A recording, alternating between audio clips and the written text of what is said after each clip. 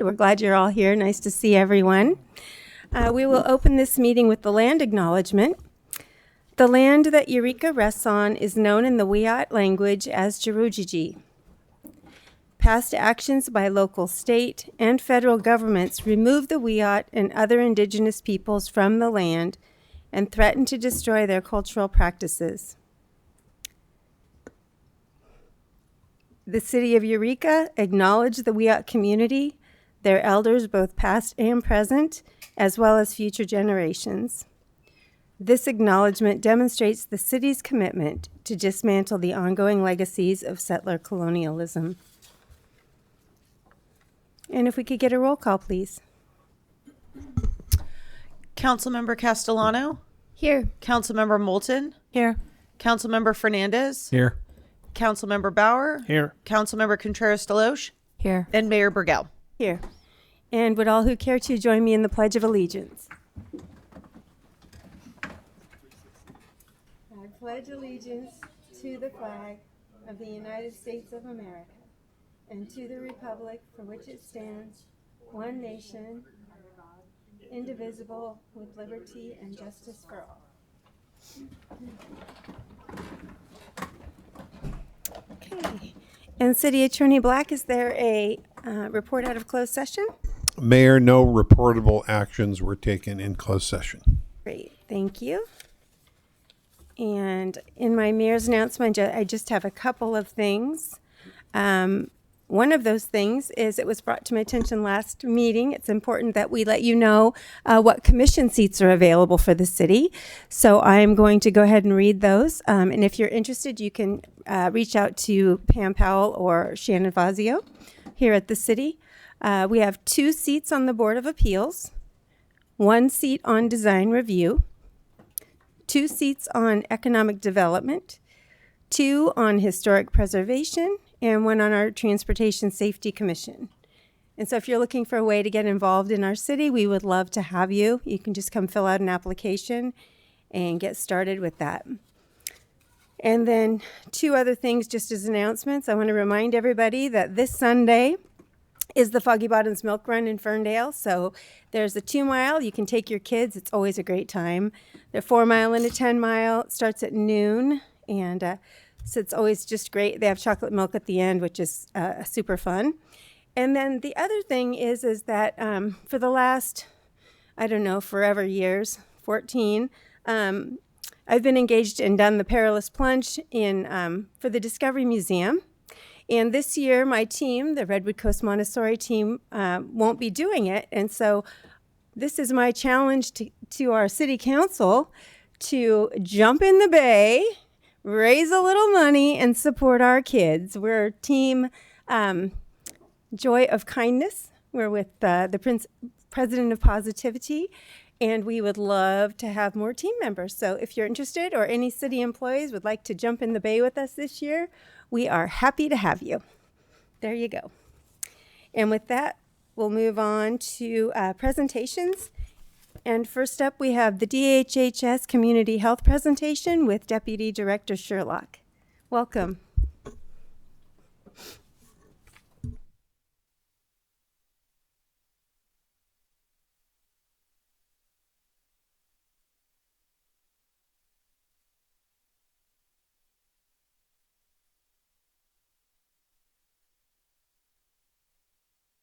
Aha, where it says push.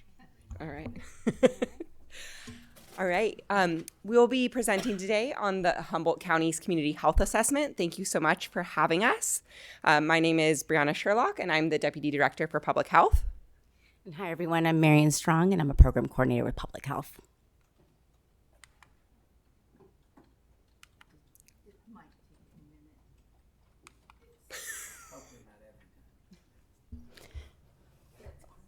We're glad you're here.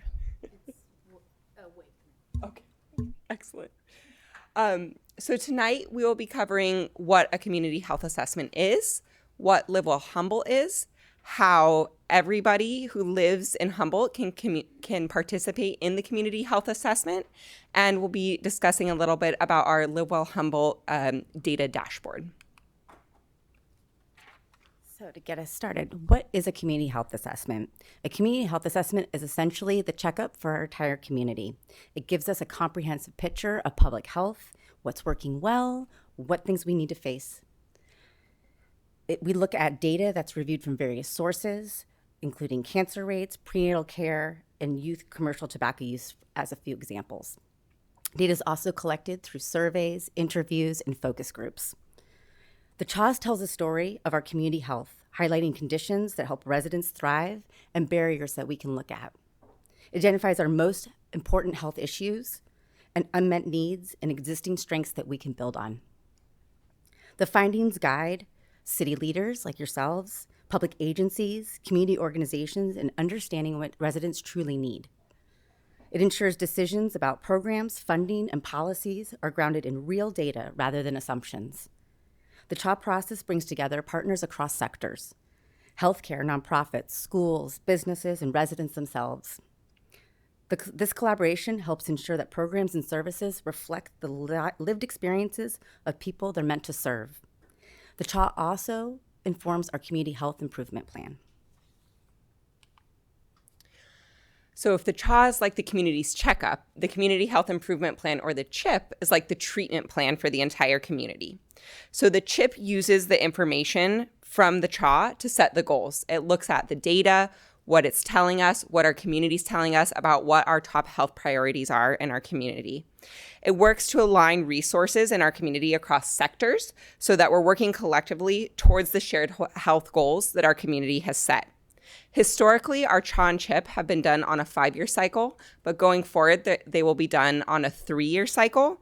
And this enables us to work more closely with other community organizations that also do these kinds of assessments, like Providence, Partnership, and Behavioral Health.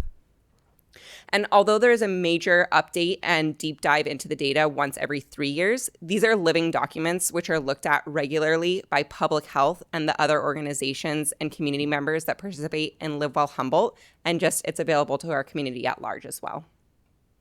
So in our last community health improvement plan, the priority areas which were identified by our community were suicide prevention, substance use, housing instability and homelessness, and healthy beginnings and adverse childhood experiences. For our next community health improvement plan, our priority areas may look similar or they may be different. So what is Live Well Humboldt? Live Well Humboldt is a collaborative partnership made of local, tribal, and governmental organizations working together to support the health and well-being of everyone in Humboldt County. It brings multiple sectors to the same table so that we're working together instead of in silos. The main goal of Live Well Humboldt is to help all residents live healthier, happier lives in Humboldt County. The group focuses on shaping resources, programs, and services that support individuals, families, and communities across the county. By working collectively, partners can address health challenges more effectively and build on strengths that are already present in our community. Live Well Humboldt works on 3 major components: the community health assessment, the community health improvement plan, and the community health data dashboard, which offers accessible, up-to-date data on health indicators. It helps leaders, organizations, and residents track progress and understand emerging trends. We'd like to recognize the Live Well Humboldt Steering Committee members for their dedication to improving community health. This includes your fellow Councilmember Castellano serving as the Executive Director for the Inc. People. Thank you. So as Marian said, the Live Well Humboldt Community Health Data Dashboard makes data so that it's accessible for our community. Are we able to pull up the website, or is that too tricky? If not, it's okay.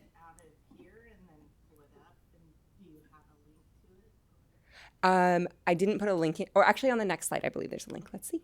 There we go. Okay.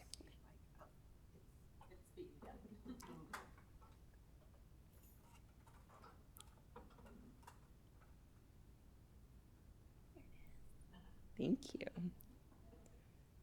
So this is the Live Well Humboldt data dashboard. Right now, as you can see on the homepage or the landing page, there's a link to the community health assessment survey.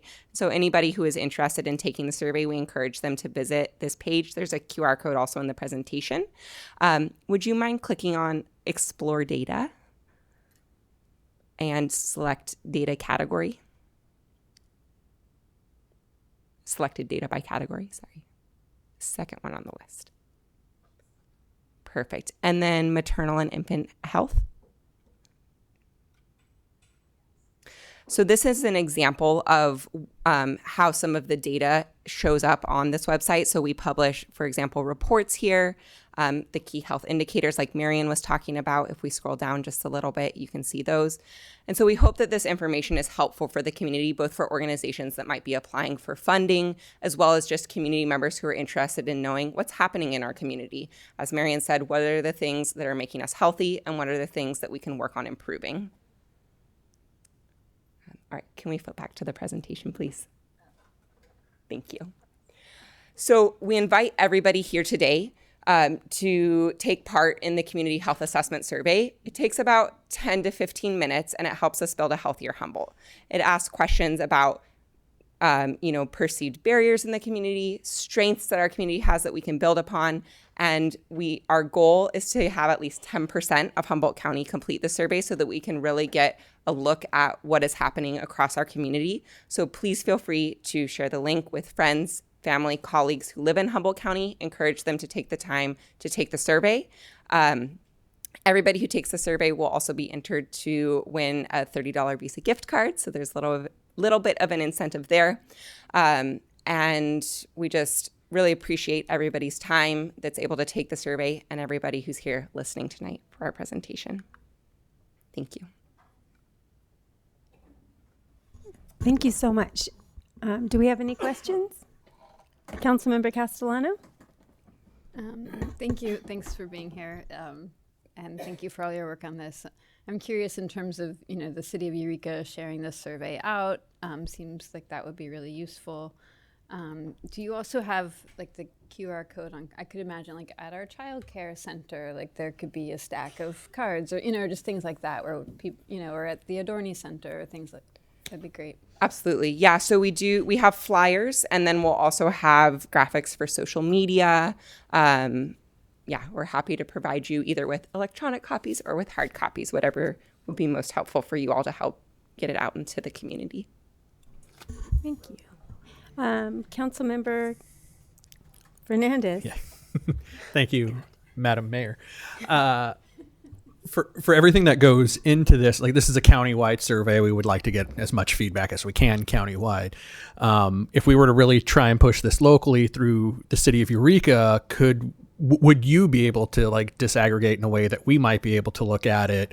Like what are the particulars for the city of Eureka? Could we look at it through census tracts, that type of thing? We will be collecting demographic data, including zip codes. Oh, sorry. Like talking right to you. So we will be collecting demographic data, including zip codes. So we would be able to break down the data by areas of different sizes. So that would be something we would love to collaborate with.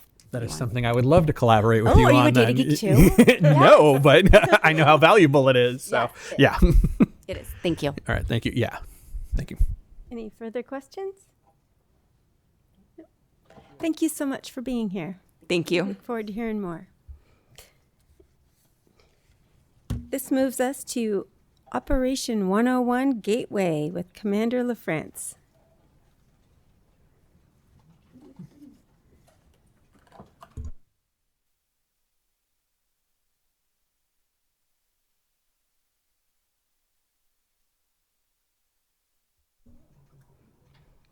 Welcome.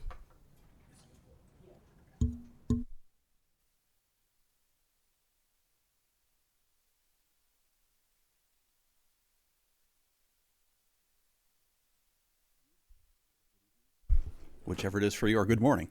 So this actually will be probably the shortest presentation I ever had. It's only 5 slides. It's quick, short, and to the point, but it's informational. So over the past year and a half, or a little more than a year now, I took over patrol duties as a commander. We made some modifications, which the chief will talk about in our upcoming annual report. We have some really good data coming and good news about the department. We're looking at ways that we can keep improving the city overall. So not to steal the chief's thunder from his next presentation, but we really ramped up our traffic enforcement. We ramped up our proactivity levels, and we also reduced call for service overall with our efforts. For this year, for 2026, one thing we want to focus on is the 101 corridor. So when you drive into the city, either from the north or from the south. You often will, you see a lot of traffic. You will often see trash inside the roadway. You'll see people that are in disarray on the sidewalks as well coming to the city. You'll see weeds on sidewalks, which is really a pet peeve of mine now because I notice it everywhere. And so we're looking at things of how we can address these issues for either people living in the city and or people visiting our city. So I'm going to go over 4 things today. First, purpose, why we're doing this, purpose, the why, the goals, and our strategies and support.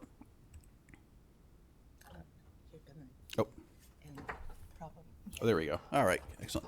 All right, so the purpose of this is really to get a coordinated, collaborative effort between the city of Eureka and our partners in the community to address the issues within the 101 corridor. So that primarily includes obviously Broadway, 4th and 5th, but also adjacent streets that are running east, west, north, and south that are immediately there that also impact 101.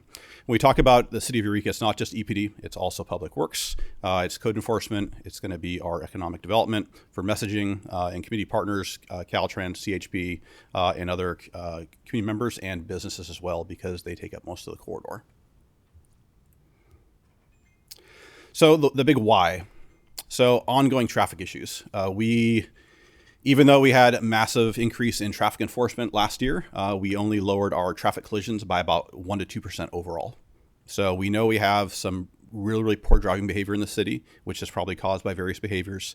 We know that we're going to heavily deal with those issues. But again, we have those ongoing traffic issues. Since 2020, we've had 10 fatal collisions. So 5 pedestrians, I think 3 bicycles, 1 vehicle versus vehicle, and 1 vehicle versus an object.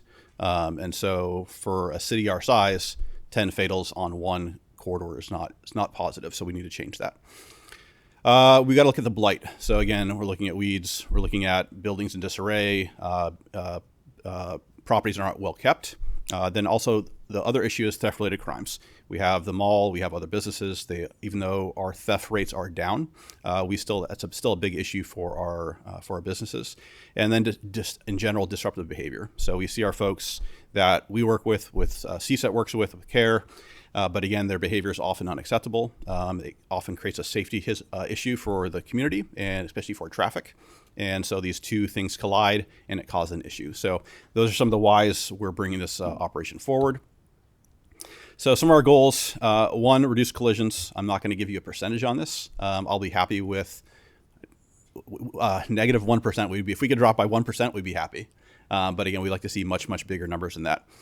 We do want to obviously work on reducing and removing blight. So that's where our partners with Public Works will come in and our compliance with our community partners and businesses to remove that blight, reduce theft-related crimes, and then reduce other disruptive behavior.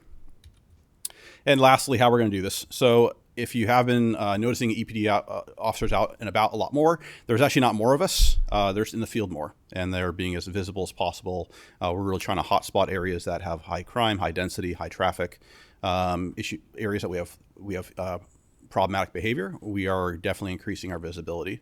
One thing you'll also see is called a rear amber deterrent system that you'll see officers driving around daytime, nighttime with their rear ambers activated. Similar like you see at the mall with mall security, very similar. It can be, they can use it for a long period of time or they can do it intermittently to slow traffic down. As a person who drives into Eureka on 101, people try to drive by my car very fast, even though it's pretty clear it's a police car. Once you throw those rear ambers on, you quickly change behavior for people. So it is a system that's worked in other areas. There's some research on it, but again, we're gonna work on that as well. We're gonna try that, at least the rear amber deterrence. Focused traffic enforcement. We're already doing a lot more traffic enforcement than we did in 2024. The increase is 241%. So we just did under 9,000 traffic stops last year, just under 9,000. That's patrol only. Remember, no traffic units, just patrol. So we're going to focus a little bit more on Broadway and 4th and 5th. So again, these are areas where we have pedestrian fatalities, bike fatalities, vehicles that are having collisions. We are not going to prevent every single collision through enforcement, but we don't know what we don't know. So if we possibly, the chance of preventing 1 fatal collision, that for us is a huge benefit. But you're going to see a lot more focused enforcement on in the corridor. Outreach and engagement. So this is not only for EPD is not only a officers in the daytime. It's systematic throughout every single watch. Typically in a daytime, there's 3 watches. Each watch has one sergeant plus 3 to 4 officers. So on nighttime, we're going to have our graveyards roll through the corridor. If people are camped out or somewhere along the sidewalk, we're going to do outreach with them. We're going to engage with them, offer services. On the flip side, we'll also refer them to care as needed and uplift. But on the flip side, if we're having problematic locations where people are unwilling to receive the help we're offering them, or they're unwilling to change their behavior, that's problematic, then we'll also use enforcement. And that's through trespass orders from businesses and private property we can use to address that as well. So we're really trying to balance compassion with accountability. But again, there are some folks that are just unwilling to comply with the societal norms, and we have to have an enforcement piece. That's just the reality of it. And then even going to jail will actually still offer people services on the back end to stop the problem, to solve the problem long term. Blight abatement, again, that'll be public works and code enforcement. They have some door hangers they're going to be sending out, educational information about their responsibility in regards to weed abatement and sidewalks. Again, we will also support that from the city as well, but primarily responsibility is back on those folks, and we'll be helping to remind them. Education, this will be economic development. They'll be doing education on social media and the website. So just letting people know about your responsibility is weed abatement, or manage the weeds in front of your business. If it's on the sidewalk, just take a minute and scrape it off and throw it away. And other forms of education as well. And then the big one we need is community buy-in and compliance. So we have to really connect with our businesses. My plan eventually, when I get a second, is to actually take Sergeant Ross from CSET, drive down Broadway, 4th and 5th, connect with some of the businesses, let them know what we're doing, encourage their support in this. It's not only beneficial for us as a city, but also for them as a business. Because if their business has a blight in front, it does not look welcoming. It is likely their business will suffer because of it. So that is all I have. Like I said, the shortest presentation I've ever had, and I can take any questions. Are there any questions? Councilmember Moulton? Thank you. And thank you for the brief presentation and for the work you're doing.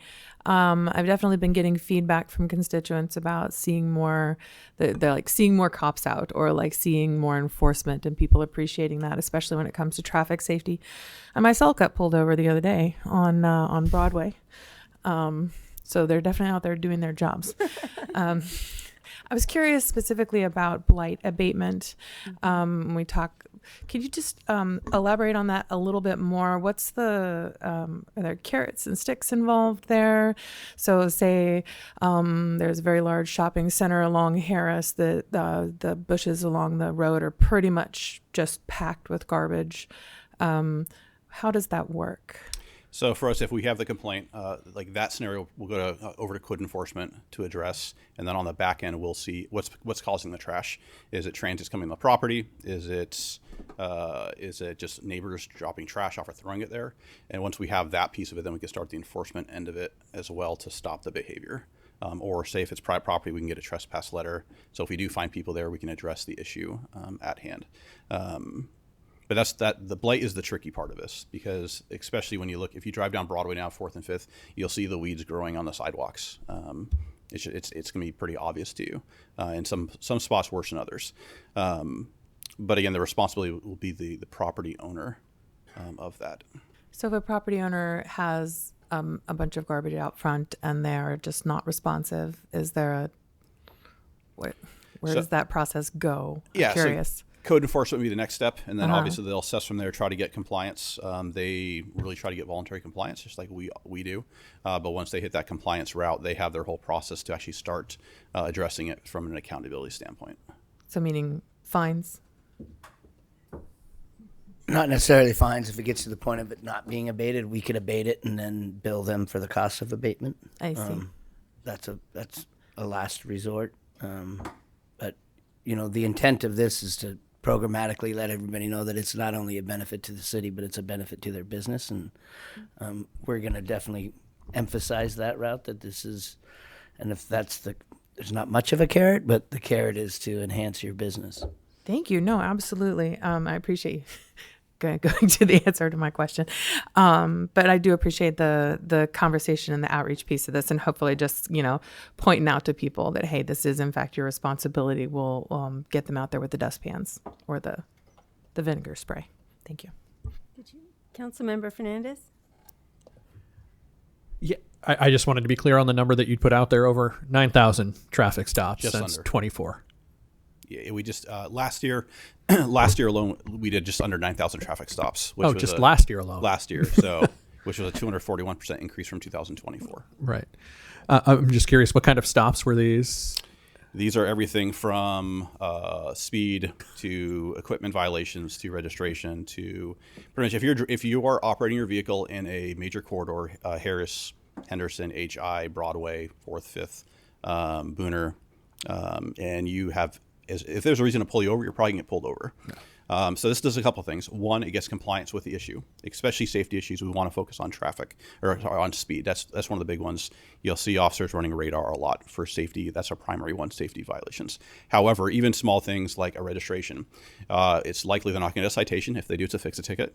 But also just the fact we're pulling someone over there for a lawful reason, we're making a contact with the individual.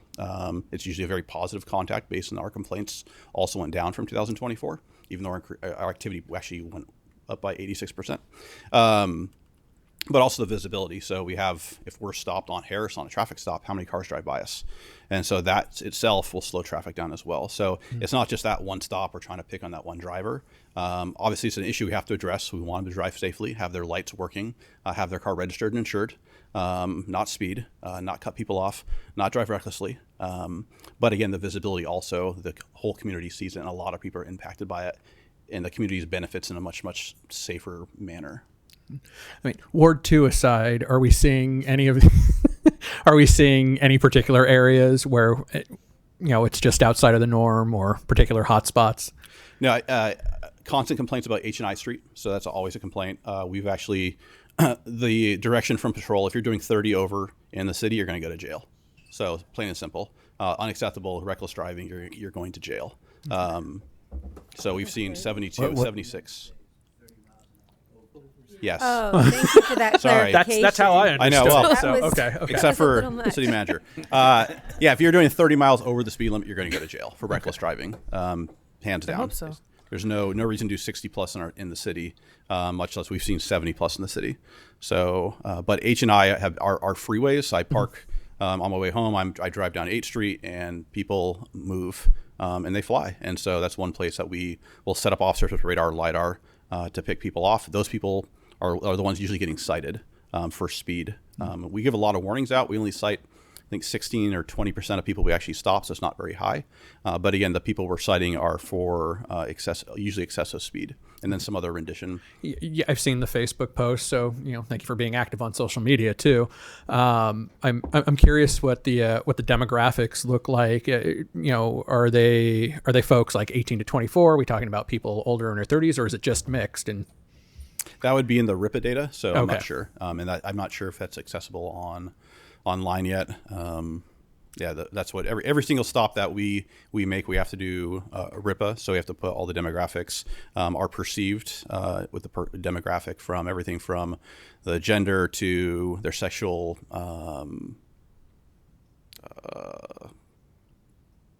Their there's- gender. Yeah, there's Gender, yeah. their sexual preference. There's a ton of data that we are required by law. We're not kidding. It's required by law that we have to report this. So, RIPA data. But that's all. It is all collected every single stop. okay, thank you. Yep. Do you ask them their sexual preference? No. Okay. Councilmember Contreras Deloche. Sorry, That threw me. I had a question as well, and they got me too. Councilmember Moulton, they did. They got me too. So the demographic might be middle-aged women. My tail light was out. That's all it was. Anyway, and right as we drove past, we said, "Oh look!" My husband said, "Oh look, Officer Arminio got somebody," and right as we turned the corner, they got us. So I appreciate how active you guys are, and I really appreciate the visibility. I appreciate the visibility on Facebook too. I think it means a lot to the community. The really dangerous driving is a really big problem here, and so I think that's really this is one of those things that high visibility is making people feel safer. My question was, have you guys, and I'm sorry I missed a piece of this, are you guys tracking, is this having an effect on less accidents? Are we having less accidents, and do you know how much yet, if that's impacting? Yeah, so last year we were, again, our overall collisions were reduced by 1.5 or 2%. So our collision rates are still not where they're still too high, despite all our efforts. That's why we will continue doing enforcement. There's many reasons why, including reducing calls for service and crime. However, we have to change the driving behavior in the community.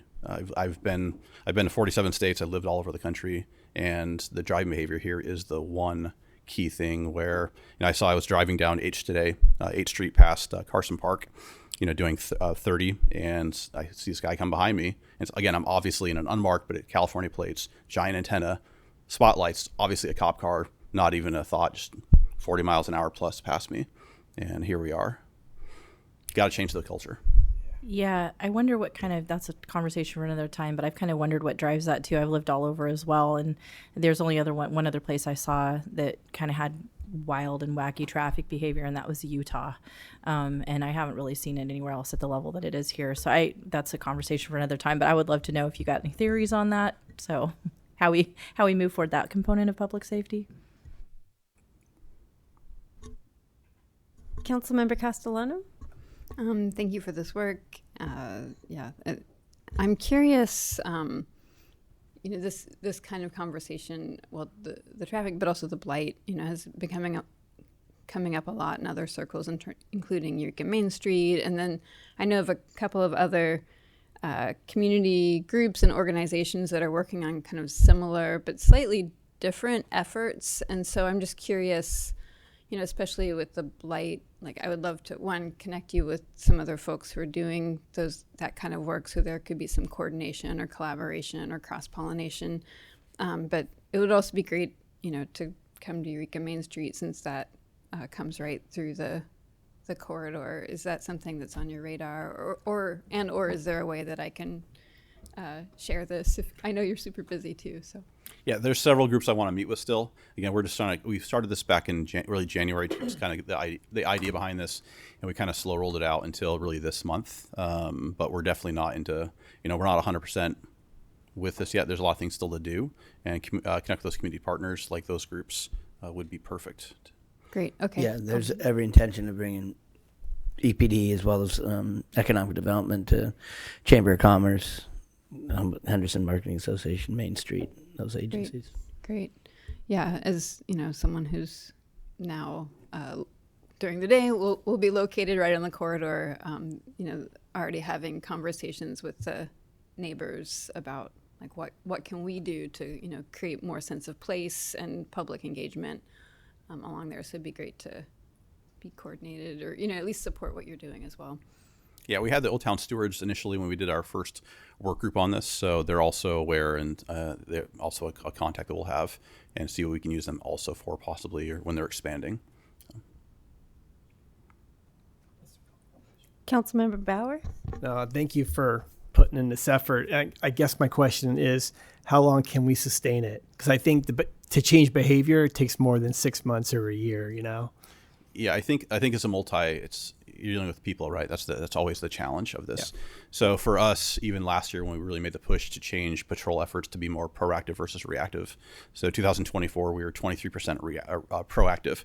That means that 2 out of 10, or a little more than 2 out of 10 incidents for us were proactive. We want to have a higher proactive number. Last year we were at 35%, so we increased that by 12%, which is good. So internally, it took a couple months to really get EPD's culture to shift also back from, hey, it's no longer COVID, go be police officers, go make stops, go talk to people, go connect with the community, go be embedded in the community, which also includes enforcement, right? So that's part of what we're paid to do. So it took a while to really shift that, probably a couple months. And then, we have people that are all on board and they're moving forward. It's a new direction. So I think as a community, now you're dealing with, 30,000 people. Well, even more because of the 130,000 people in the entire county, right? And so that, in theory, that could take years to do. But again, you got to start somewhere. And so we're going to start here.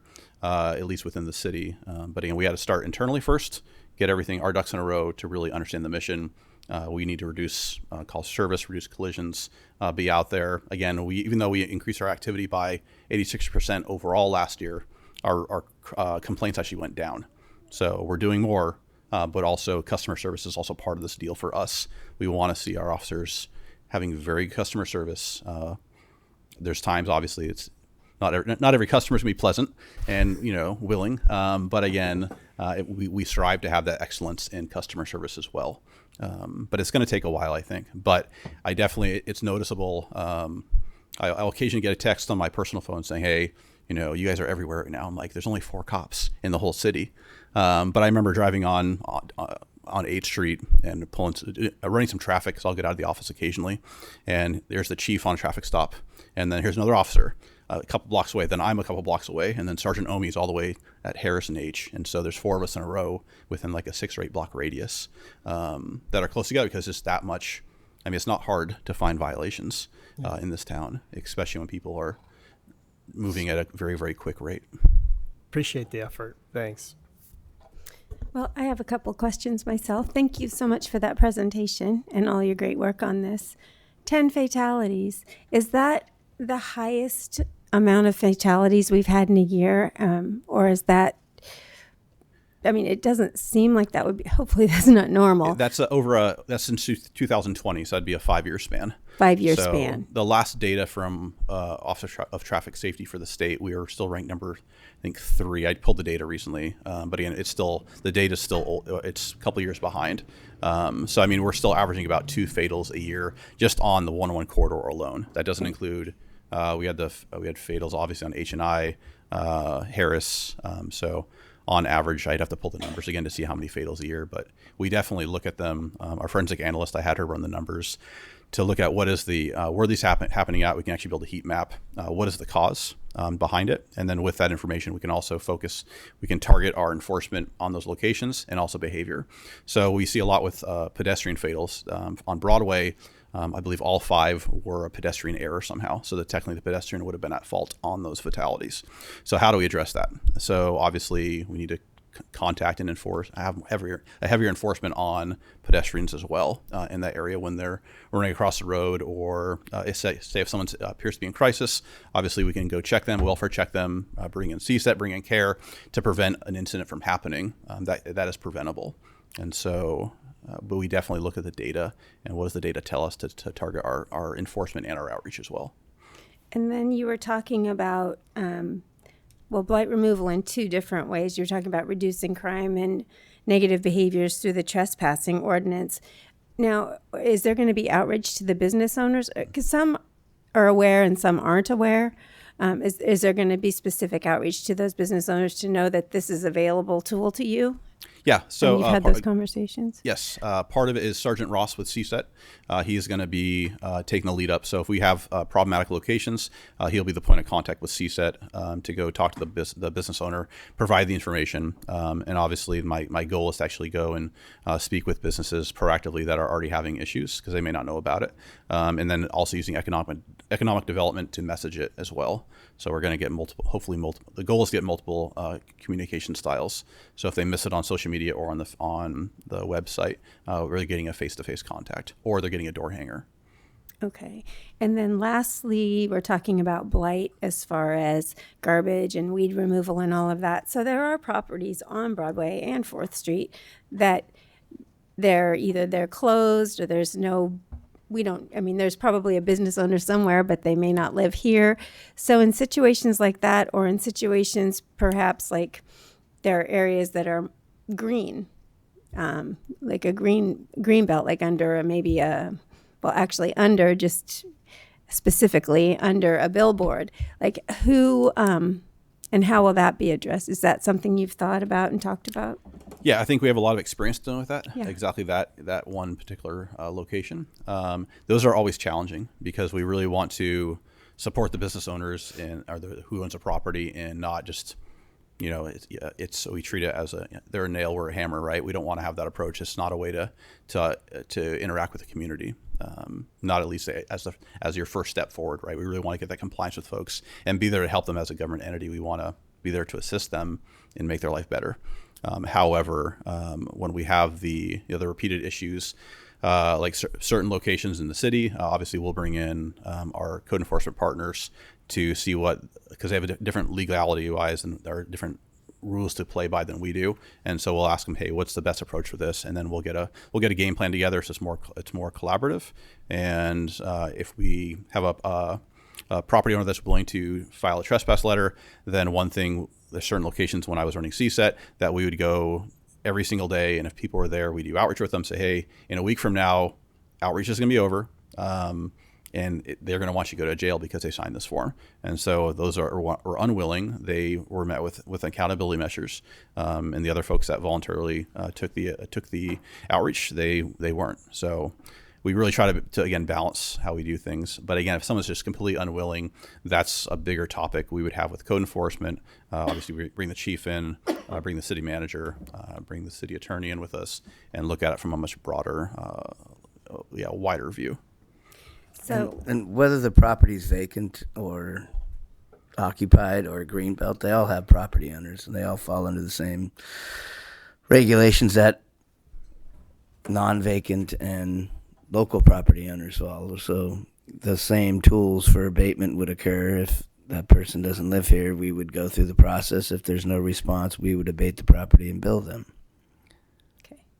And lastly, if they're, say that somebody's on Broadway and they happen to see a big trash pile at this particular location or maybe that particular location, is there that one there, is there a number that they can call to report it? I know I get calls, and so I'm just curious and I'm happy to take them, but I'm curious if there's another opportunity for people, a number that they can call to report these kinds of things. They can call our Public Works dispatch, which is 441-4203, and they can report illegal dumping.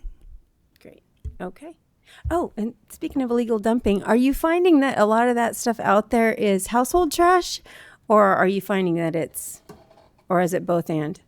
Honestly, I have not been that deep into the woods recently. However, I know that they did a cleanup recently with Ranger Baird with CSET, and it was a mixed combination of just things you'd find at an encampment, things to sustenance or things to actually you'd have to live. I know they have been having issues with individuals dumping household property off, like at 3rd and A, which is a common place, or they drop a bunch of property off for people to go through, which makes a giant mess.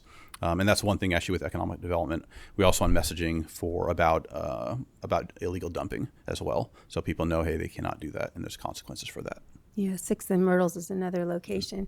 Well, I am really grateful that we are addressing this blight, because driving into town can really be ugly. I mean, that's for lack of a better word. We have many beautiful parts in our city, and I think that they all can be with the proper work. So thank you so much. Appreciate you. Anything else? Okay, thank you. All right. Well, it's a fun night for reports. Our next report is our Visit Eureka annual report. Economic Development Manager Asbury.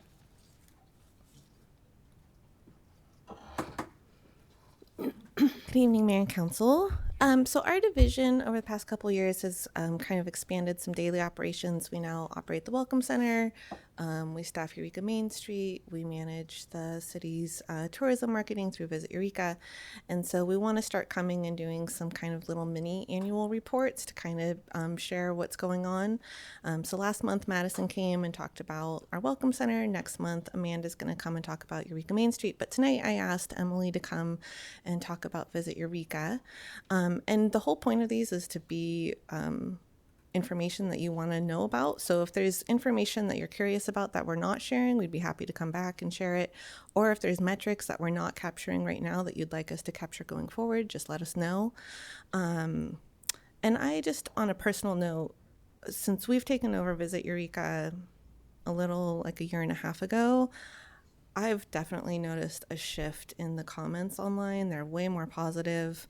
We're getting a lot of positive feedback from our residents, from our businesses. Our relationship with Visit California is going really well.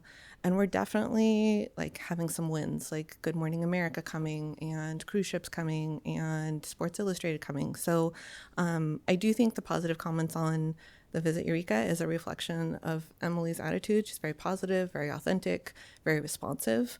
And it just overall, our community seems to be responding well to what we're doing, and we're going in the right direction. And we're also partnering with the county on some more regional stuff. So as that kind of gets firmer, we'll bring that back before council, but it's exciting, and we're going in a good direction. With that, I'll pass it over to Emily. Thank you. Thank you. Welcome, Emily. Hi, everybody. Good evening, Mayor and council members. So I'm Emily Kirsch, as Swan mentioned. I manage the Visit Eureka website and all of our Visit Eureka social channels, and I've been working as a consultant since December 2024, and it's really been such an honor to get to tell Eureka's story to the world. So tonight, I'm not just going to share likes and views. I'm going to show you how a consistent organic digital strategy is driving tourism to our city, and just as importantly, as Swan mentioned, shifting how our own residents feel about their home. So we're going to look at growth over the last year, our success in the national spotlight, and the roadmap for what looks like it's going to be a positive summer of growth for Eureka. Takes a second, don't get too eager.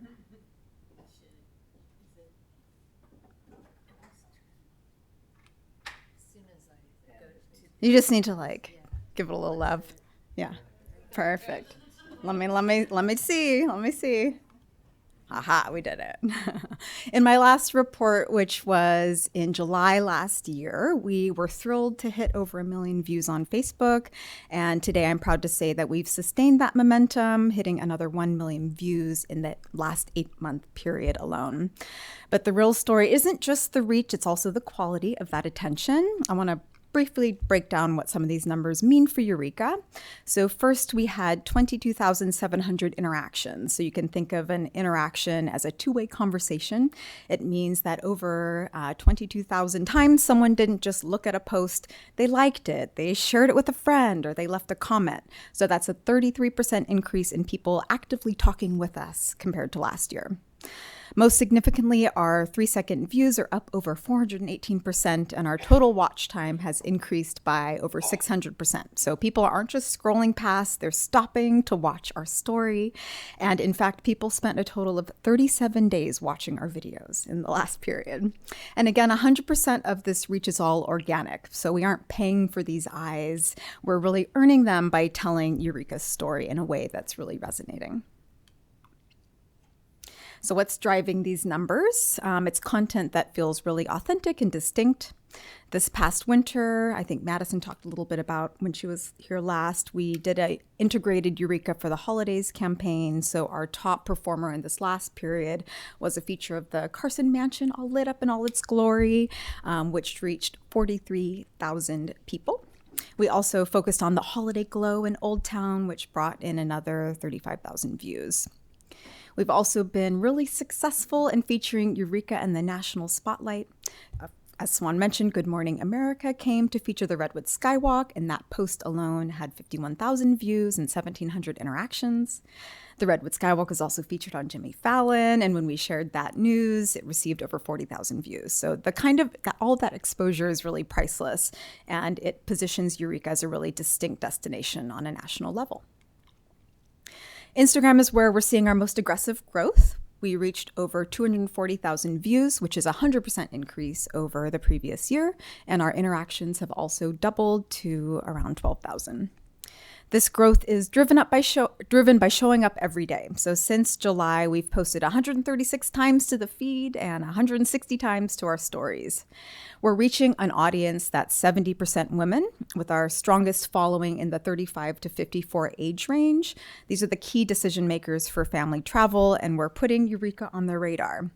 Lots of our audience is local, but we're also seeing significant reach in Los Angeles and Sacramento, showing that our message is traveling beyond Humboldt County.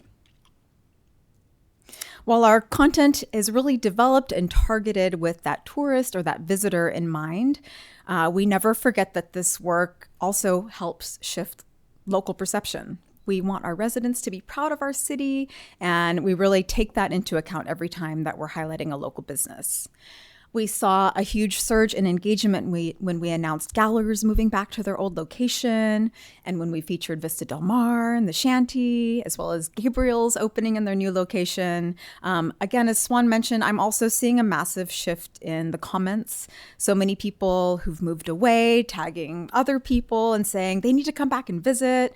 People are really responding to the story that we're telling, that Eureka is a place where really great things are happening. Seeing people respond this way is really inspiring. Recently, I also saw a comment from someone saying that they're so excited they're moving to Eureka. And then another person chimed in and said, I'm moving there too. So they had a whole conversation in the comments and decided they're going to connect once they arrive. At the beginning of the year, I put together a highlight reel of all the content that we've been gathering since the beginning of supporting Visit Eureka. And personally, it just made me so proud to get to tell our story. So I also want to encourage all of the locals to take that same tourism approach, to visit a restaurant you haven't tried, shop at a place you haven't been to yet, or take a walk in nature somewhere you haven't been. When we're proud of our city, people pay attention. Next, let's look at the website. When I was here last in July, we were just relaunching visiteureka.com. So last year was all about that relaunch, and I'm happy to report that the site is already finding its stride. The site was offline during that transition and rebuild, so we did expect a temporary dip while Google sort of relearned who we were, but the recovery has been fast. By January of this year, we hit 11,300 visitors, which actually surpassed the number of visitors before that transition. We're also focusing heavily on the next frontier, AI search. So when people ask tools like ChatGPT or Gemini for travel tips, Visit Eureka is already being cited as a top recommendation, about 62 times so far. And then our AI visibility score is 15, which simply means that we're being mentioned more often than our average competitor when a traveler asks about getaways. I also want to highlight what we call our free advertising win. Currently, our website ranks for 1,100 specific search terms. If we had to pay Google ads to show up in all of these searches, it'd cost around $2,400 each month. Because of our organic search engine optimization strategy, we're getting that exposure for free. So it's essentially $30,000 in undercover advertising that stays in the city pocket while we can continue to grow. To close out the website and social media section, I also want to put it out to all of our amazing local businesses. Our door is always open, so please reach out if you want to mention on the website or need to update something on the website or want to feature on social media. I do my best to get out there and get content, but always I'm open to suggestions and recommendations. And when I get them in DMs, I really try to turn right around and have it on my calendar to capture that content. Marketing isn't just about what's happening on the phone screen. It's also about the physical experience when folks come into our streets and into our city. So we've been supporting the city's physical wayfinding efforts, including the launch last year of new billboards and upcoming banner updates. We're also working on a refreshed brochure for the Eureka Welcome Center and the development of a first-in-its-kind annual Eureka magazine. So this will be a really high-quality, timeless publication that's designed for the in-market traveler. So those people who are already here looking for their next shop or their next restaurant to discover. We're going to be sending distribution out to hotels, restaurants, and all those key tourist locations to encourage visitors to stay one more night or to return for a visit, come back. The project's still under development, so we'll keep you posted as we get closer to the launch. Partnerships are also a big cornerstone of our regional strategy. We've been moving in lockstep with our friends at Humboldt Made. They're currently... We're currently in the drink, dine, and stay phase of the Choose Humboldt campaign through the end of March, and then it shifts more into an experience Humboldt. So we're focusing on some of the same things with Visit Eureka. So it just makes sure that all of the visitors are and all of our content for local businesses is being seen by travelers at the right time in their planning process. We also have a really robust content pipeline that feeds into Visit California. We regularly submit our posts, our social media, PR pitches, and Eureka's a frequent fixture on the California Welcome Center social media accounts. So this kind of statewide amplification is really invaluable. It ensures Eureka remains top of mind destinations for travelers beyond our immediate region. And then one of the most exciting results of this partnership has been that PR win that Swan mentioned. Through our work with Visit California, we pitched a writer from Sports Illustrated to come up here and do a feature on, he's already doing a feature on fly fishing, but we pitched Eureka as his base camp. So come up, explore downtown, stay in our hotels, eat at our restaurants, go do your fly fishing, and then come back and enjoy the city. So the article's still in the works. Again, we'll keep you posted when it gets published. Looking ahead to, here's the strategic partnership slide. Let me move one more. There we go. Looking ahead to, to summer 2026, we have a really robust roadmap in place. Our content plan for this upcoming summer is to create high-value guides and itineraries. So everything from where to find the best fresh seafood to a deep dive into our historical sites. Our social media is going to really be front and center for all of the summer events, the 4th of July celebration, the Kinetic Sculpture Race, Forest Moon Festival, Friday Night Markets, of course, among many others. We're using the content library that we've developed for the past year to develop those curated itineraries to really give visitors a map for their perfect Eureka summer. We're not just telling them to come, we're showing them all they can experience in Eureka. To wrap up, the data is a really great indicator of success, but the real wins are the connections that we're making through this authentic storytelling. Since I stepped into this role, we've shown that we don't need a massive ad budget to get people's attention. We just really need to tell Eureka's story as it is. My goal is to keep telling that story in a way that's grounded and real, so I just want to make sure that whether you're a visitor from out of the state or a neighbor just down the street, that you're excited to go out and experience everything Eureka has to offer. We're going to keep inviting people to explore our streets, our amazing businesses, and the beauty of our city. Personally, it's really an honor to get to do this work, and I'm really excited to see where the upcoming year takes us. So thank you so much for your time, and please let me know if you have any questions. Thank you. Are there any questions for Emily? Councilmember Castellano? Thank you. Very exciting work. I was curious, when you were speaking to the interactions on our Facebook page, how does that compare to like the average for interactions? That's a good question. I'm happy to send, I have like a full robust social media report, and I'd be happy to share that. And that can compare to some of our like local, it has an analysis of some of the similar pages so you can see, but I'm happy to share that if that would be helpful. Yeah. And then with the Instagram, I know you were saying you don't buy ads for Facebook. Do you purchase ads for Instagram? No, it's all in like the Meta Business Suite. So that's where we manage both Instagram and Facebook. Okay, right, and so we right, don't right, do currently don't do any paid advertising. We're exploring maybe for some of our events to get folks up here and kind of in that planning process.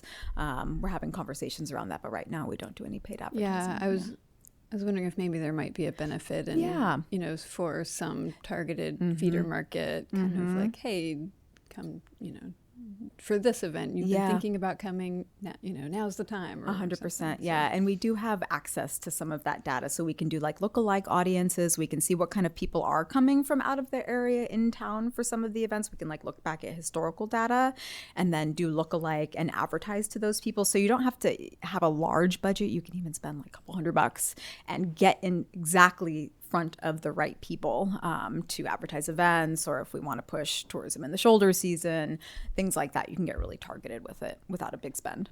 Great. And I love the, Eureka as base camp for the surrounding area idea, because then it also kind of ties in other community activities as well. Exactly. And we're not saying like only come to Eureka. Yeah. I just made a list. I'll send it to you of like all of the kind of bigger events for 2026 in their calendar. So yeah, and I have a full social media calendar too. Oh, cool. And I hopefully have most of them, but there's so much going on. So please send it over. I'll make sure it's all calendared on our website. We have an event section on the website, and I'll make sure it's all calendared in social media, not just like on the days of, but also in advance of the events, right? Because we want to get people excited before it's happening. Awesome. Yeah. Thanks. Thank you, Leslie. Councilmember Contreras-Deloche. Well, first, thank you. This was very exciting to just it's great to see it from this perspective, and I'm glad that it's a morale boost. There's a lot of really cool things happening in our little city. Our little city does a lot of stuff that bigger cities aren't even doing. So I think it's, but we just had kind of like a marketing issue, I feel like, and so I think it's wonderful that's being promoted, because I think it's really critical for everybody moving forward for that morale to be there. You mentioned the magazine, City of Eureka magazine, just for like a second. Can you tell me a little bit more about that? Because I wasn't totally clear. On, so we're in audience. the very beginning stages, but the idea is having sort of a print guide to all the great things there are to do in Eureka that really goes more into depth than some of the local businesses. Our main tourism attractions has a guide to annual events, so someone could pick it up and see things to do while they're here in market, but then they could also take it home with them and get it inspired to come back in the future. So it's in its very early stages. So that's just a little teaser, but the plan is to have it developed, published annually, and okay, yeah, I was going to ask. So it'd be like once a year, so annual, yeah, exactly. and the target audience would be in-market visitors, so okay. people who are already here. But I could see on the website, like if someone requested information, Visit California has something that's similar, as do many other destination marketing organizations, DMOs, where if someone's interested in a location, they can put their info in, and we could send them a guide. Yeah, really cool idea. Yeah. Okay, thanks a lot. Yeah, thank you. Any other questions? No? Thank you all. Well, I want to say thank you, Emily. Yeah. Your work is tremendous. I watch you on social media. I share your stuff on social media. And I love how you capture so many, just such a variety about our city, because there is a huge variety. We live in paradise. I was telling somebody before the meeting, we live in paradise, and there's just so much out there for people to join and enjoy. And the way that you're showcasing it really does. It shows the beauty of that, and I just really appreciate you. And I can see just the difference in people's attitudes just in the last, short time that you've been doing this, and that you've been working towards this, and we have. So thank you so much. I look forward to seeing what happens next. Thank you so much. Thank you for having me. Yeah, thanks everybody. All right. Gosh, what an exciting early meeting. So this moves us to public comment. This is the time for members of the public who wish to be heard on matters that do not appear on the agenda. City Council policy is to limit each speaker to 3 minutes. Such time allotment or portion thereof shall not be transferred to other speakers. Pursuant to the Brown Act, the City Council may not take an action on an item that does not appear on the agenda. Is there anyone here that wants to comment in open public comment? Come on up.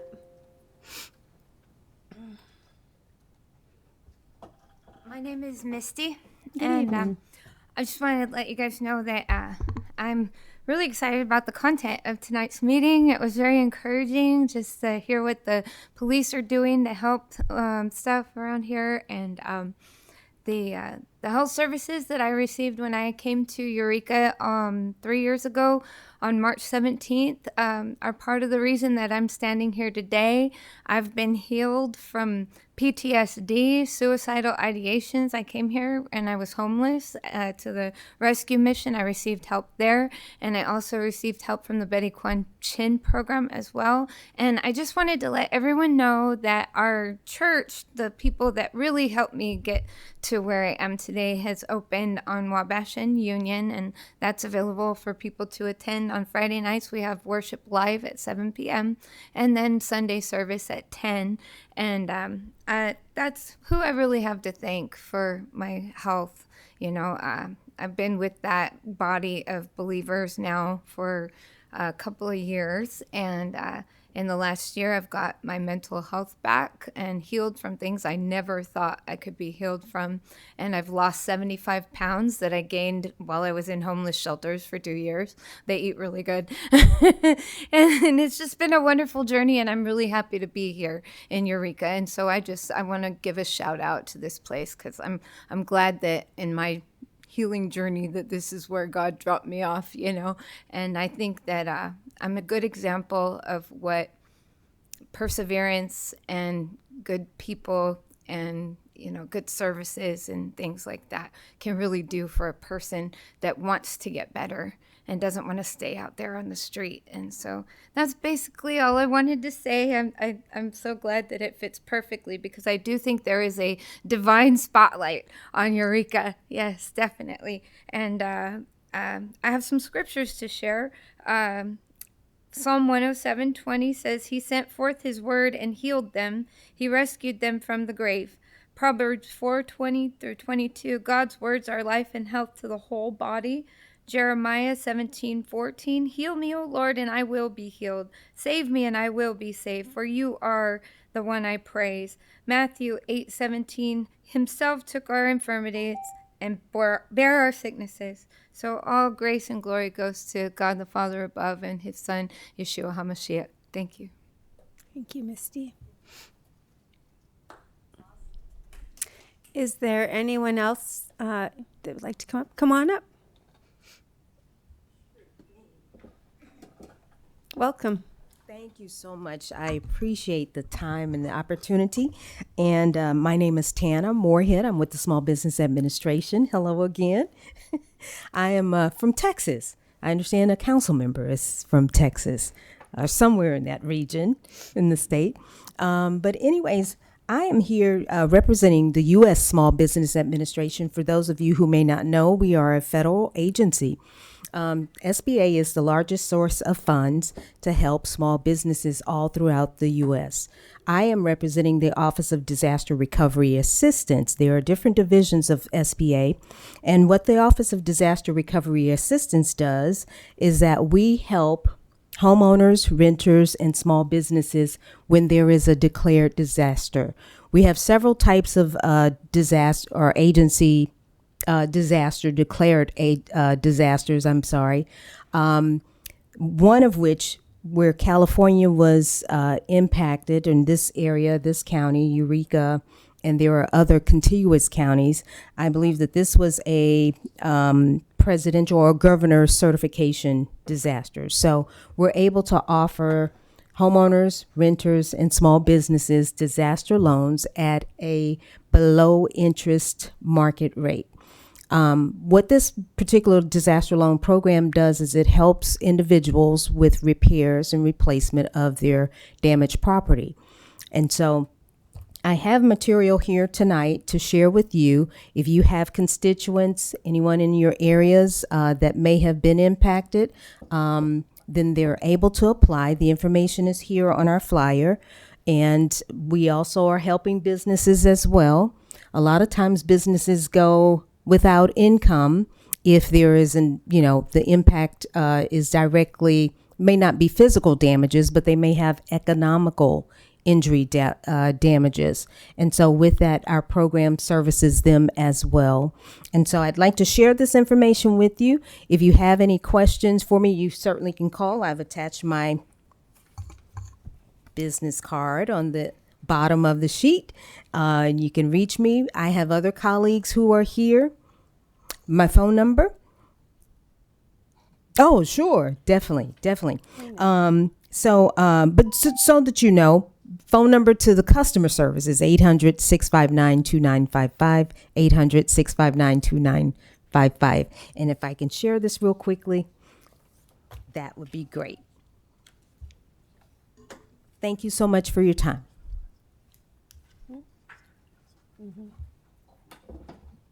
Thank you. Anyone else in chambers that cares to speak on non-agenda items? Okay, seeing no one, is there anyone on Zoom? Colin? Good evening, Mayor and Council members. This is Colin Fisk with CRTP, the Coalition for Responsible Transportation Priorities. I'd just like to respond a bit to the report that you heard on the Operation 101 Gateway, specifically about the serious and fatal traffic crashes in the corridor. I hate to be a downer, but there is a reason that despite that astronomical increase in traffic stops last year, the number of crashes basically stayed the same. Research consistently shows that enforcement only has a limited impact on traffic safety, and specifically it has an effect when it's conducted in an intensive, high visibility manner in a specific location. But that effect doesn't last after that high visibility enforcement ends. So we just think it's critical that we base our efforts to address the safety crisis on evidence. And the evidence consistently shows that the most effective way to reduce traffic injuries and deaths is to redesign the infrastructure. Our issue here is not just some kind of anomalous behavior or a matter of individuals making uniquely bad decisions. Corridors like this one are the most dangerous corridors in basically every community across the country. And it's because they were designed to move a large amount of traffic as quickly as possible, not to maximize safety, despite the fact that they go through this vibrant community where thousands of people live and work and shop and walk and bike. I won't deny that there's also a cultural problem, but going back to the research again, there's really no quick fix for that. There are lots of examples of well-studied public education campaigns for traffic safety, and the universal result is that they just don't work. What, if anything, does work to change traffic safety culture is really not well established yet in the research. So for now, if we really want to save lives on the streets, which I hope we do, we really need to focus our efforts on infrastructure reform rather than more enforcement or education. Thank you. Thank you. Philip?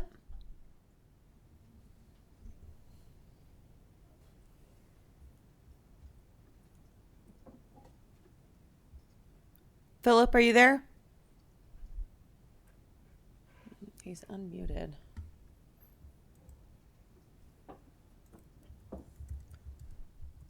I think he's gone. Okay. Do you see anyone else? I see no one else. Okay, with that, we will close the open public comment and bring us to council reports. Councilmember Castellano. Okay. Thank you. Let's see. Since our last council meeting, I attended the Humboldt's Black Heritage Gala along with Mayor Burgell and Councilmember Fernandez. I attended and co-chaired with Alyssa from the Realtors, Eureka Main Street Economic Vitality Committee, and it's neat. There's a lot of crossover with some of the work that Visit Eureka is doing along in terms of some of the thinking about experiences and how that sharing experiences of Old Town and Eureka Main Street area kind of will help bring more people to the area. Kind of adjacent to the my work with the City of Eureka, I'm on the Workforce Development Board and attended that meeting. And that's that. Yeah, I guess that's all I've done. Really, amazing. Councilmember Moulton. All right. Thank you, Mayor. I don't have any travel to report. And again, still a pretty slow season. Waiting for my 2x2s to start up again. But I did get to attend the Humboldt Bay Fire Annual Awards Dinner. Always a lively time. And these are awards that the staff of the department vote on to give to. They're the ones who are doing the voting. And I just wanted to shout out to firefighter Dolan Dillon, who won Firefighter of the Year. I think it says a lot about the department who everyone there chooses to elevate. This young man is incredibly industrious and has taken on a lot of work to better himself professionally. And it's that kind of attitude, that development from within that's really building a strong, connected department where people are moving up from within the ranks. And it's really good to see. And I think he just embodies that kind of attitude. And it's good to see that that's who the firefighters are choosing to celebrate. And congratulations to Dolan. Thanks. Thank you. Councilmember Fernandez. Yes. Like Councilmember Castellano and Mayor Burgell. I was also at the Black Humboldt Black Heritage Ball. First time in like a number of years that I've actually been able to attend, and it's always fantastic, especially the fashion show that they had done this time around. Later in that evening, attended the 87th anniversary of the Eureka Theater. Got to hear some of our local students play too. Zane, Winship, among a few of the other schools outside of the district, perform with, how would they be described? Psychedelic, punk rock, brass band, marching band, March 4th. So that was definitely fun to watch. And then like Councilmember Moulton, I'm just waiting for my 2x2s to start back up as well. And then of course I have a town hall scheduled for Monday, March 30th, 6:00 at the district building for at Eureka City Schools district office. I believe it's 5:30. 5:30. Thank you. That's why I had to look to you. Thank you. The budget. Thank you for doing that. It's the 30th? Yes. Thank you. Councilmember Bauer? Thank you. I do have some travel to report. I attended the Cal City's Board of Directors meeting in Berkeley. Lively discussion about warehouses and the taxes that go with that, because if your community has a Amazon warehouse, you get the tax money. And so there's some discussion at the state level about sharing that revenue amongst cities that don't have them. So pretty contentious. We'll see where that bill goes. But yeah, it was a really interesting debate. We did talk about, too, the state budget. Things are okay right now, but we're looking at 10% reduction coming in the future, which is about $30 billion. So things like housing are on the blocks, things like, environmental projects. And so just concerned about that, what that means for the city. So a lot of discussion about state budget as well. Attended a dinner with the elected officials to protect America, which was great. Talked about renewable energy and to see what our grid, which the power that comes into the community, I think was built in the 50s. And understanding what that means for our city and for Humboldt County, like how we're going to, develop our own renewable energy, how we're going to increase our grid capacity. It was a pretty fascinating discussion on all that. I want to thank Renee for attending the RCEA meeting that I couldn't attend. Appreciate that. I also attended the Humboldt Bay Fire Awards ceremony, and it was great. Like what Councilmember Moulton said about Dolan and Yola too, also received some accolades, and both are hardworking guys, great firefighters, and appreciate all they do for this city. Also attended a lunch with a group called Cademo, and they're basically trying to get the first floating wind energy renewable project off of Morro Bay, and it's a real challenge. So learning a lot about what that means for us in the future, what the struggles they're going through to get that going. And I think that's it for me, and I'll have some travel to report, I think. Yeah, next meeting. Thanks. Thank you. Councilmember Contreras-Deloche? So I'll do kind of a speed run since I wasn't at the last meeting. So I'll do kind of a catch up on some of the stuff. I had attended an AHA meeting. I also went to a waterfront signage meeting. This was kind of cool with community services. Ashley Vellis, as you know from, she's local fisheries, and she had located a potential grant for doing some additional signage around history and the history of the fishing industry and stuff. So I loved, quick shout out to our staff over at Community Services. They were like so enthusiastic and so supportive and helpful with this idea that a community member brought to them, and figuring out how to do this, which is a really neat way to kind of continue to loop in that educational component throughout the city, especially for families. Let's see here. I went to the Elected Officials to Protect America meeting. It's an environmental group. Shots Energy, they had done the presentation. It's Arnie Jacobson. They talked about, like Scott said, microgrids and renewable resources. That was really interesting. I attended the RCEA meeting, also talking about energy and grids. So I really got a lot over the course of about a week and a half. The emergency shelter ad hoc, you guys will be coming back and we'll be able to tell you more about that. I got the presentation from staff on a trip to Portland that they took and the things that they learned and what they found out and kind of some of those takeaways. So when we come back to present, they'll be presenting a piece of that, not just us, so that you guys can get that information. I attended Pathway to Payday.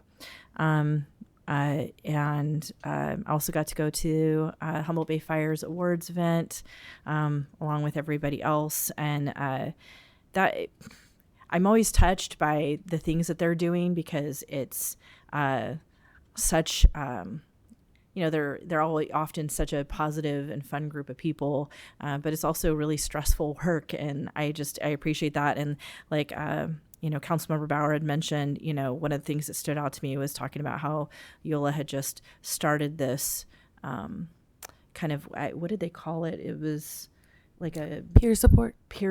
Yeah, that he just reached out and started that. And I think what a great thing to just know that there's this need there, to understand that as a senior firefighter and be like, wow, we need help. I also attended something called Beating the Blight over the weekend. Sheriff Hansel presented at that, Sue Campbell, Redwood Teen Challenge, and they were talking about, a number of the issues that we're experiencing here as a community.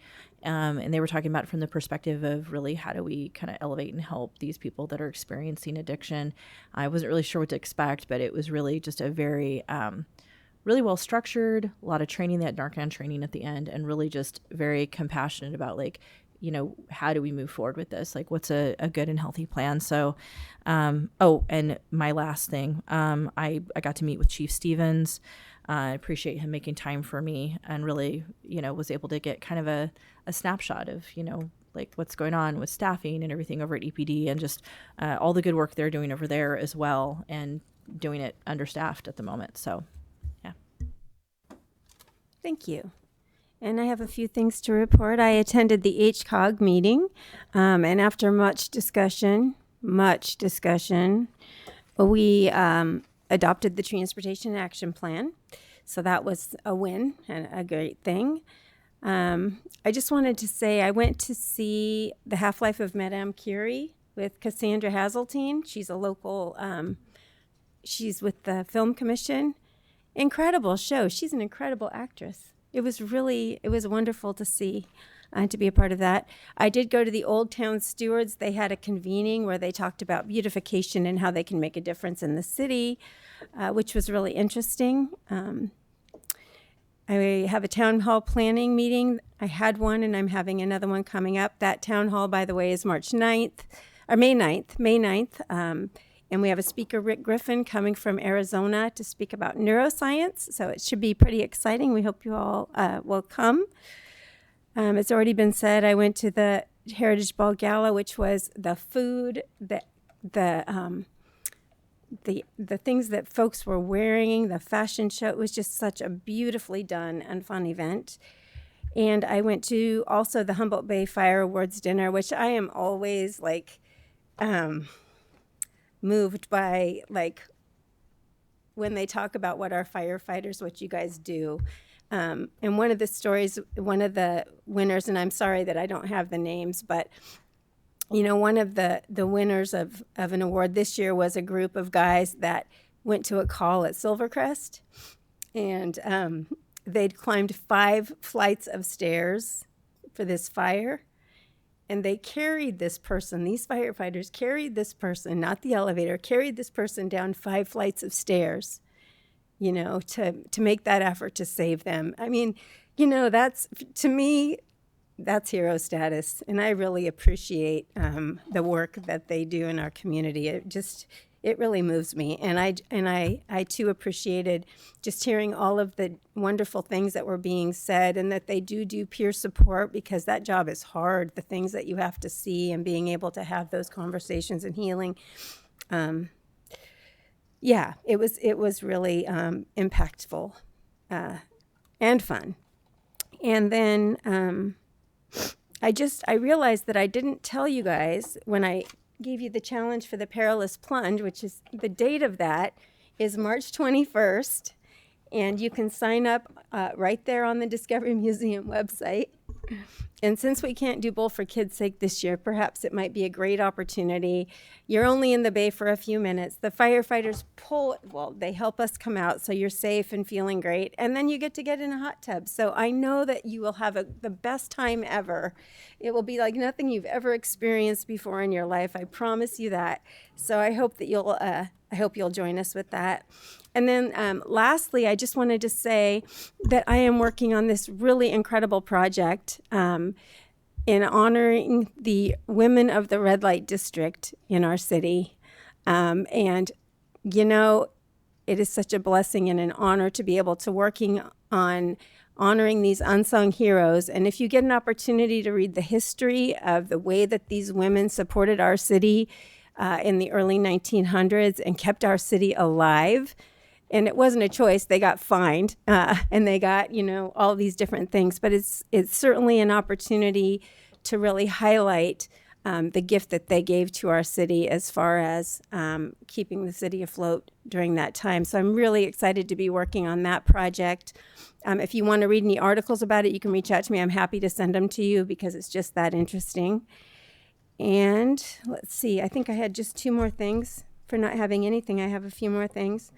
I don't know if any of you saw this today, but I'm just going to mention it. So Fortuna is giving 236 acres back to the Wiyot tribe, and I just wanted to mention that because it's an incredible thing happening in our region, and I really appreciate that work, and I appreciate the Land Back movement. They're making progress in our Chinatown. And then really, honestly, lastly, Boris and Ivana Scream-A-Lot from the Sequoia Park Zoo. We now know that their baby is a girl. So it's a girl. Everybody be joyous. It's all pink and happy, joyous, and freeness. So with that, I am finished with my report, and that will move us to public hearings. So 2026 Inland Zoning Code update with Director Kenyon.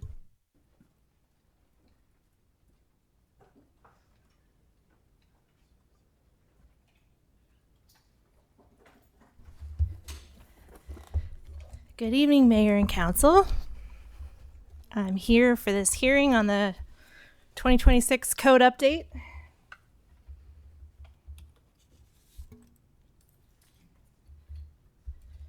So it's for the Inland Code, which is Chapter 155 of our Municipal Code. It applies to all areas of the city except the coastal zone.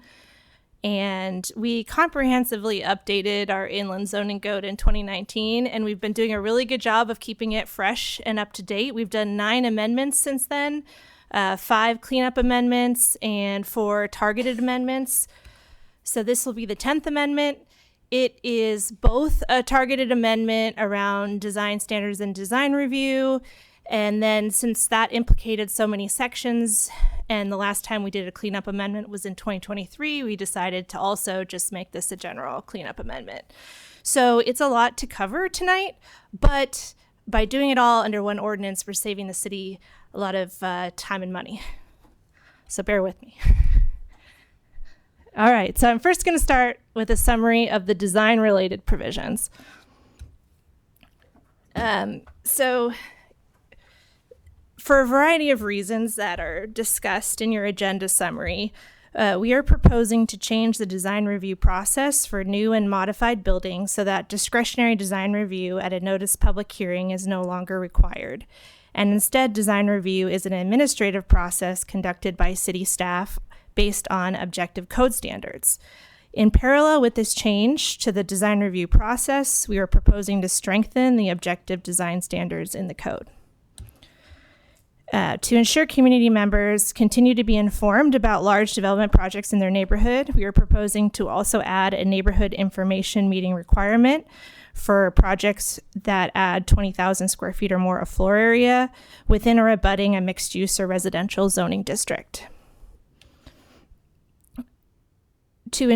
Even though the design standards are meant to be objective, I'm sure questions will arise about interpretation, and in that case, the code will allow staff to refer code questions to Planning Commission for review and decision. And if the applicant can't or doesn't want to meet the objective building design standards, they can also elect to go through discretionary design review with the Design Review Committee, as an optional path to deviate from standards. In this case, the standard of review for approving their deviation is that the project meets the intent of the code standards. And there are intent statements at the beginning of each of the sections of the code that would be the criteria for approval. The targeted amendments to design review and design standards are a result of a number of presentations and discussions at City Council that occurred in 2023 and 2024, with the last big discussion in December of 2024. Then in 2025, we hired our consultant, Ben Noble, to perform a code diagnostic, looking into how we can strengthen our objective standards and translate our subjective design review criteria into objective standards. And he's also on the Zoom if we have questions for him. So this all culminated in a community town hall with Councilmember Moulton in December 2025, where we received feedback on what standards matter to folks most when we're talking about infill housing in existing neighborhoods. We also released an early draft of the updated design standards to design and development professionals and asked for their expertise in providing feedback. So the sections that I'm going to focus on are these three.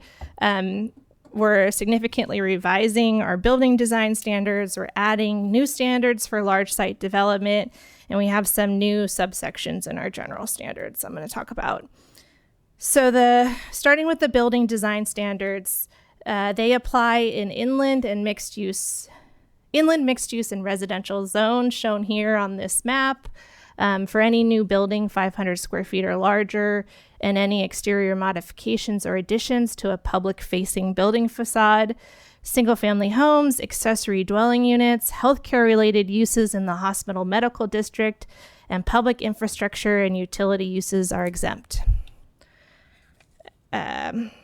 So the standards only apply to public-facing building facades, and this has a new definition. It applies to sites that abut a public street, public trail like the waterfront trail, or a public open space like a plaza, except that alleys are excluded. The only time facades facing alleys are included is if the alley directly abuts an open space, like these building facades that there's snug and opera alleys between them and these plazas, but they essentially abut the plazas. All right, so first we are retaining standards that we already have that have been very effective. You might remember the tale of two Starbucks. They were built by the same developer around the same time, but the one on the left is in the coastal zone, and so it was not subject to the Inland Code's objective design standards. Existing objective standards that made the Starbucks on the right superior in design include a prohibition on blank walls over a certain size, a limit on the amount of the facade that can be covered in stucco, and a requirement for a prominent primary entrance facing the street and connecting to the sidewalk with a pedestrian walkway. Other existing standards were retained with expanded applicability. For instance, we have standards for storefront ceiling height and transparency that are currently only applicable on designated pedestrian-focused frontages in downtown and Henderson Center.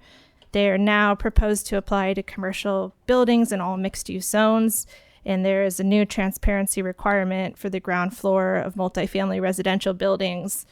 The purpose is to ensure buildings contribute to an active and engaging public realm.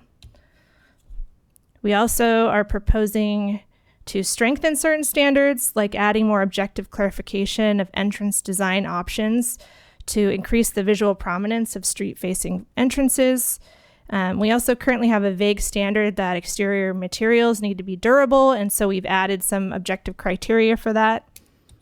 Currently, we have a list of, I think, about 14 architectural features, and we require projects to include at least 2 of those features. Under the proposed update, there are 2 lists of options, one for facade articulation and one for roof design, and applicants must include at least 2 of the facade options and 1 of the roof design options.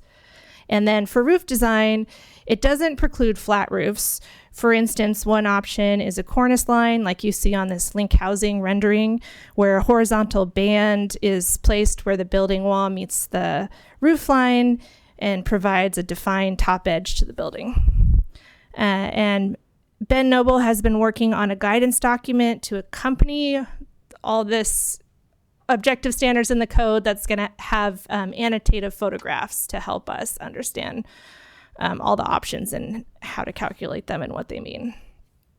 There are also a number of new standards, and I'm not going to go into more detail about these, but I do have additional slides if anybody has questions. And I will take a moment to mention that we have new, there's pictures, massing standards. They set a maximum building length measured parallel to the public-facing building facade of 300 feet. That's slightly shorter than Target. And they require a major massing break for facades over 150 feet in length. These standards will only really implicate like large big box stores developed on large lots. Our Old Town and downtown blocks are only 250 feet in length, and we have mid-block alleys. So while our older buildings feel large, if built today, they wouldn't trigger any of those massing standards. The idea is for new buildings with breaks every 150 and 300 feet to mimic our existing historic pattern to some extent. Okay, now quickly overview of the new large site development standards section. These standards are going to apply to residential and mixed-use zoning districts where there is an implicated development area of 1.5 acres or more for new development on vacant sites and for 75% or more redevelopment of floor area. The inspiration here was the Jacobs School campus, and it triggers requirements for maximum block length and mid-block connections that connect to the existing street and alley grid surrounding a site. There are also requirements for internal pedestrian circulation within the site and connectivity from the site to adjacent bus stops, sidewalks, and bike lanes. There's also a new communal open space requirement. We've avoided open space requirements per unit or site for smaller sites because they can really get in the way of redevelopment. But for we're adding an open space requirement for sites that are 3 acres or more in size. And there are new contextual massing standards that would apply to large sites like the Jacob site that are across the street from a row of detached homes. Also, so for moving on to general standards, I just wanted to note, we're strengthening standards for mechanical equipment screening. We're changing the applicability of standards we already have for putting a fence or wall between commercial industrial development and residential properties, and for providing additional upper floor setbacks. Right now, those standards are based on whether the site is in a mixed use or industrial zoning district and next to a residential zoning district, and that has resulted in some weird applications where a smaller development has to, in a mixed use district, have to screen from a larger development in a residential district. So now it's going to apply based on what use is going in and what the use is next door.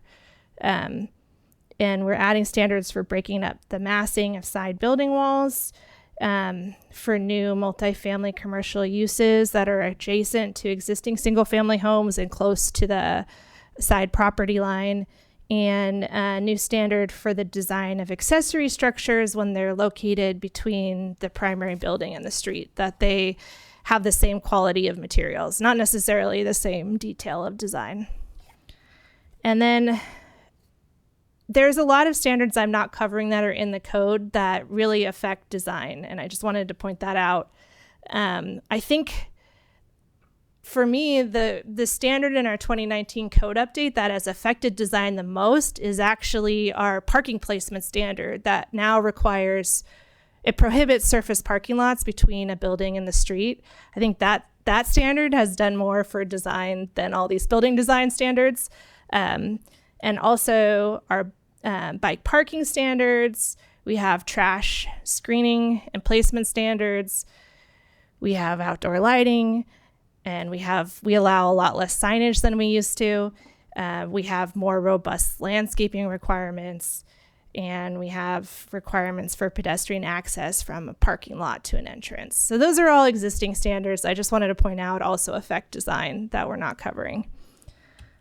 One thing I wanted to mention is that when we talked to Historic Preservation Commission about this update, they were really intrigued by the contextual massing standards that apply when you're adjacent or across the street from detached homes.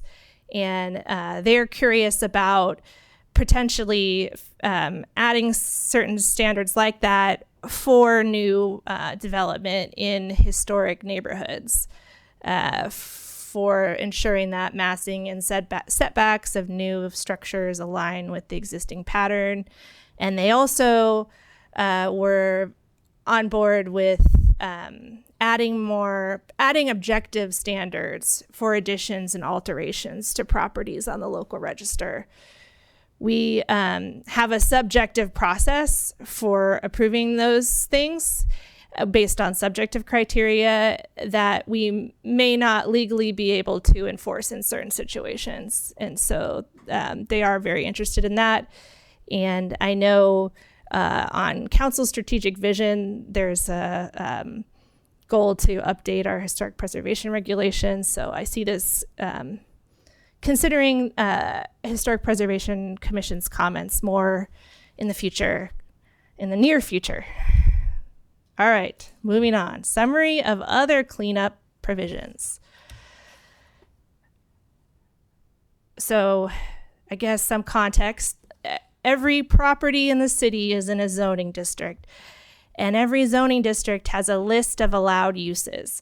Some uses aren't allowed at all. Some uses we think those are great for the character of that district. They should be allowed by right. We call that principally permitted. And some we say, oh, we're not sure if it's okay for that district, but it might be. So we're going to allow it through a discretionary conditional use permit process. And so part of this code update, we're modifying, deleting, adding certain land use classifications. And two that are exciting are that we're adding a new outdoor visitor serving market use and a new renewable energy facility use. Right now, the outdoor markets on private property, they fall under outdoor retail, and microgrids and other renewable energy facilities fall under public facilities. And both those use types are not allowed very broadly and often require a conditional use permit. So by creating these new use types, we can allow these things that we really want in more areas and with less of a permit process. Another change to promote a particular use is that we currently allow new neighborhood serving commercial uses like corner markets and coffee shops with a zoning code amendment to apply a neighborhood market overlay.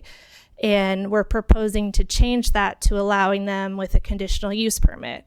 It's still a discretionary process. It's just one meeting instead of 3, and it's a few $1,000s less money. There's another way to get a commercial use in a residential zoning district That's by having a home occupation, which is an accessory use that is really limited in, like, for instance, how many customers you can have per day.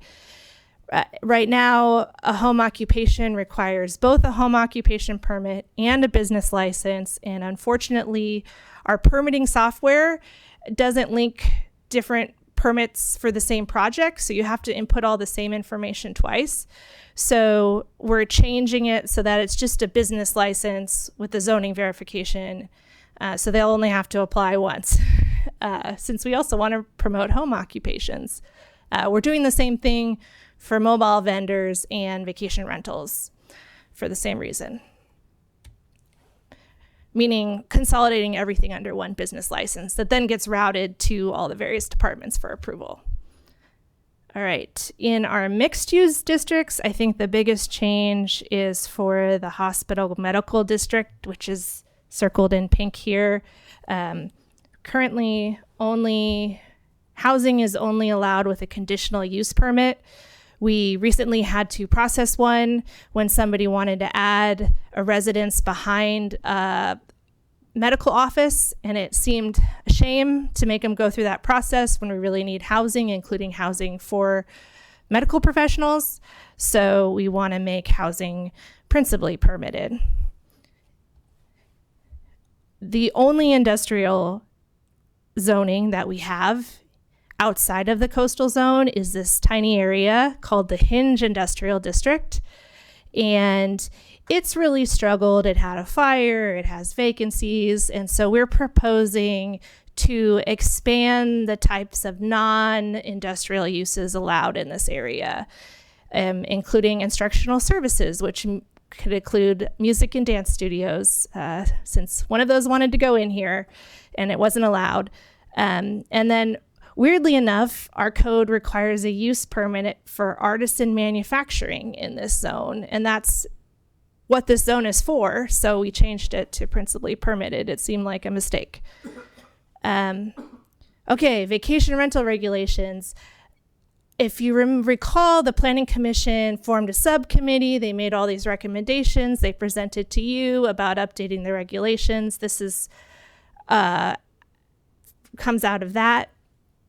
We're changing the distinction between vacation rental and commercial lodging.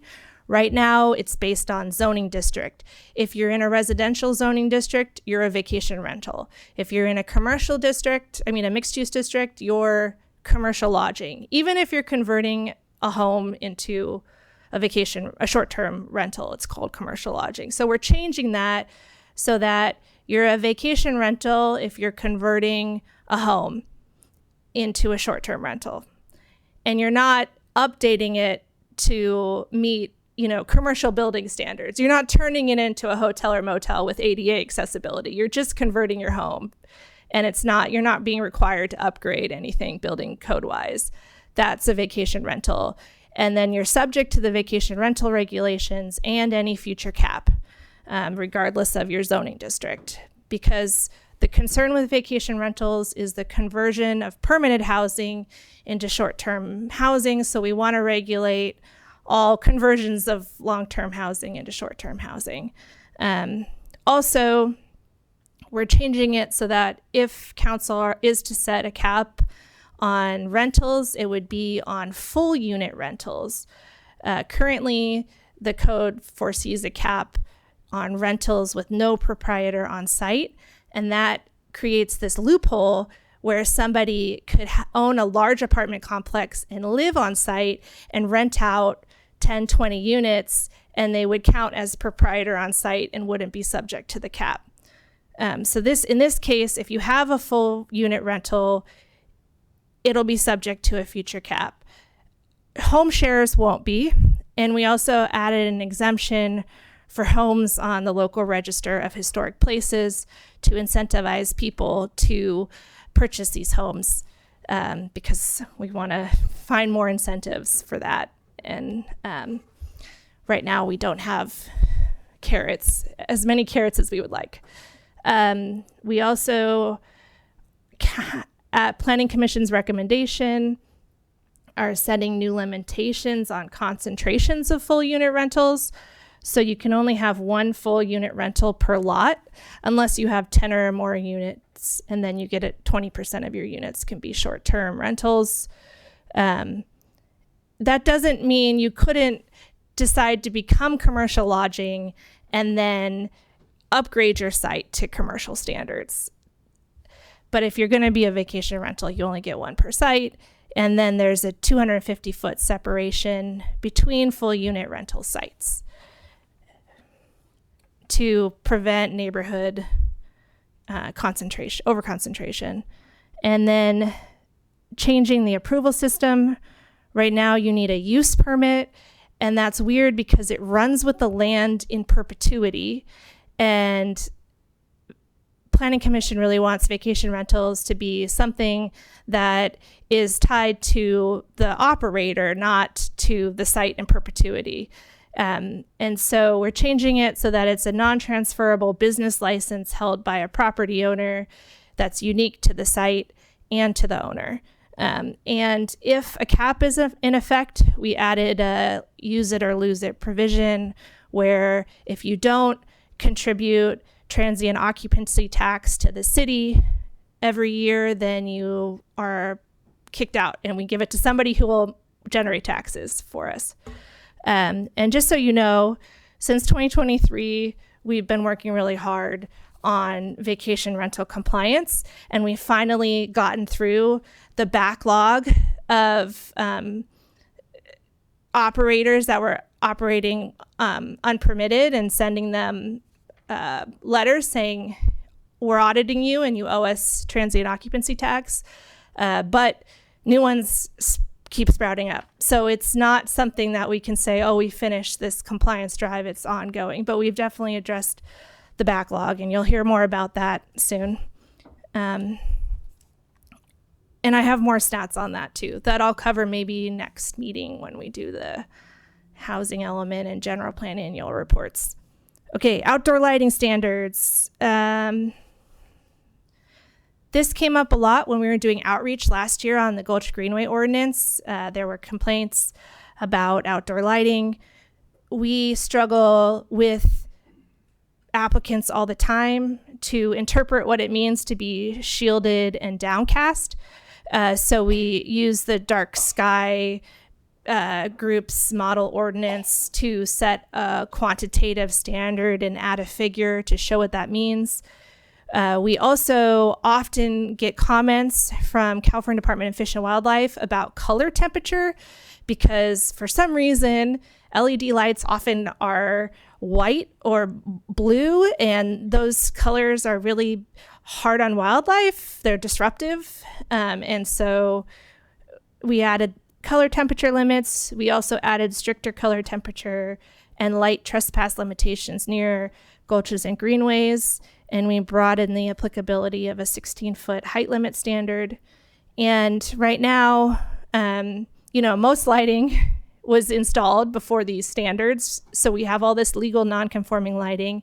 And our only trigger for upgrades right now are if somebody applies for a building permit or a use permit, then we require them to update their outdoor lighting.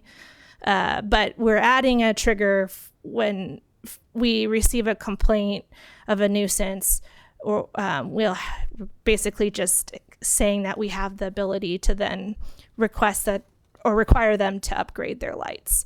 That language we stole from the county's recent update to their outdoor lighting regulations. All right, moving on. Wireless telecommunication facilities. We are proposing to repeal those regulations that are in Chapter 159 and replace them with a new section of the zoning code. They were last updated in 2010, so updates are needed for consistency with current federal law and to address current technology.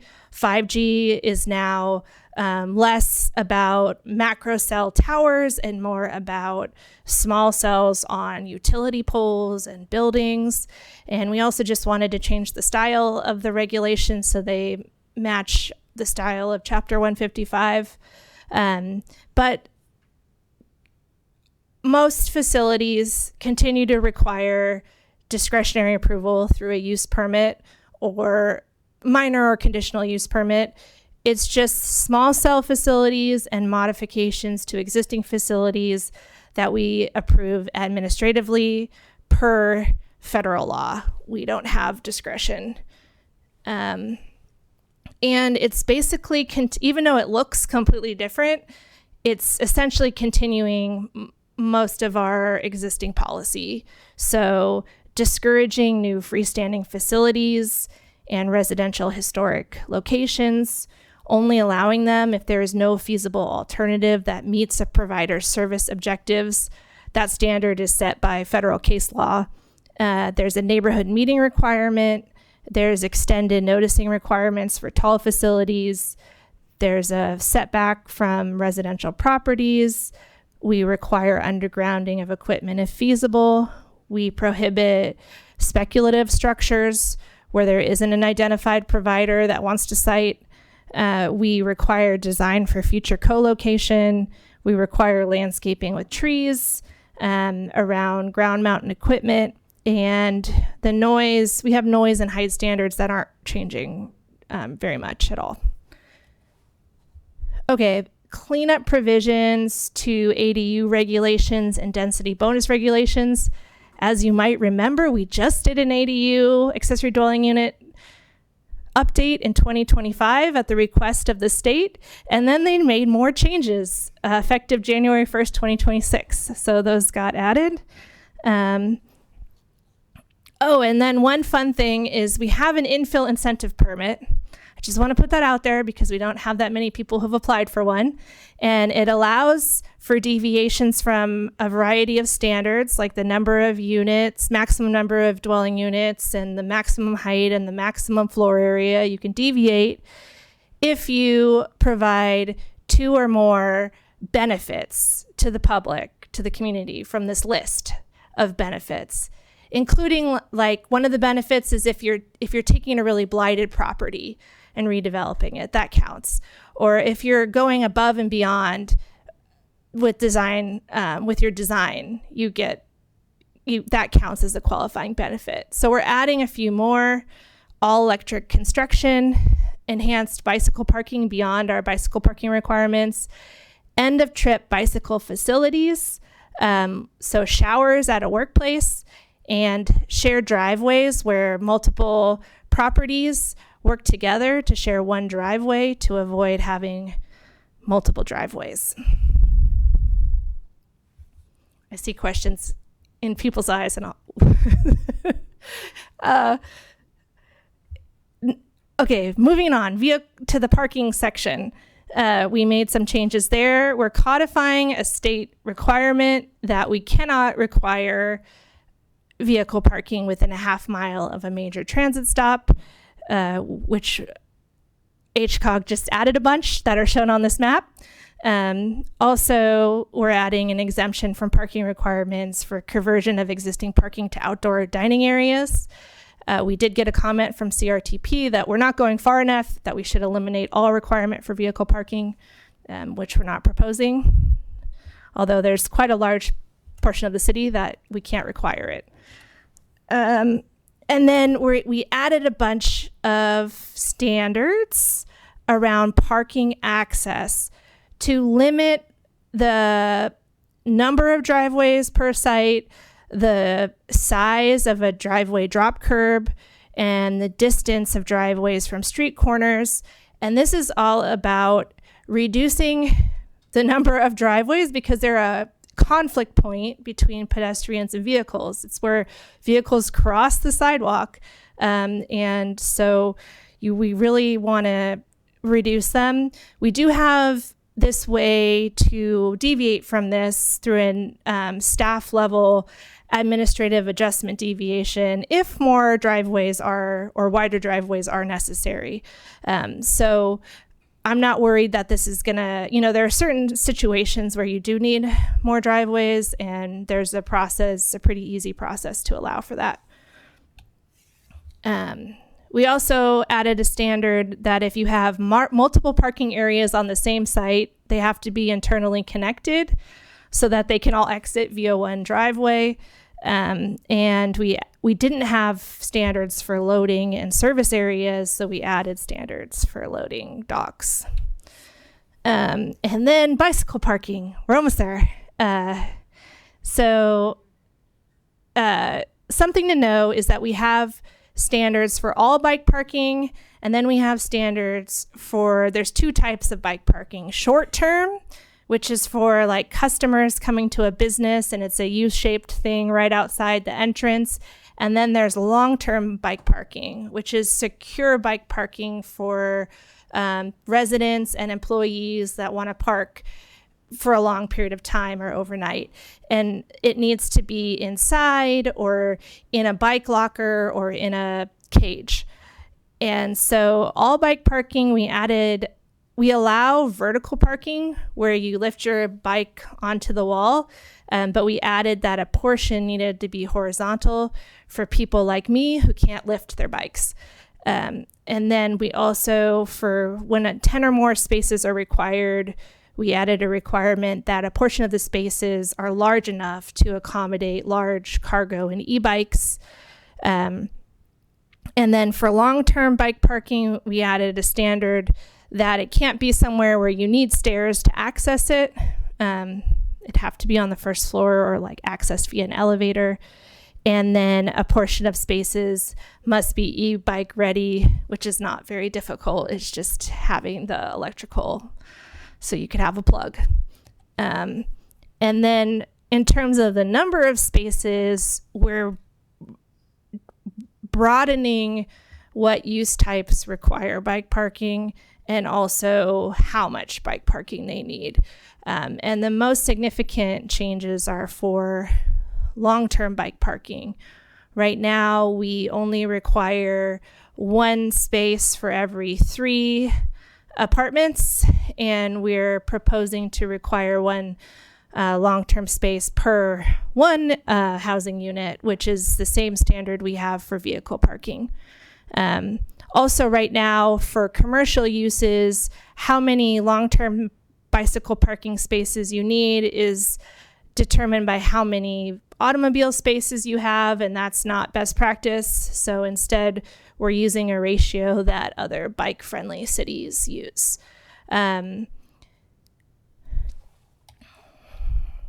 Okay, last but not least, nonconformities.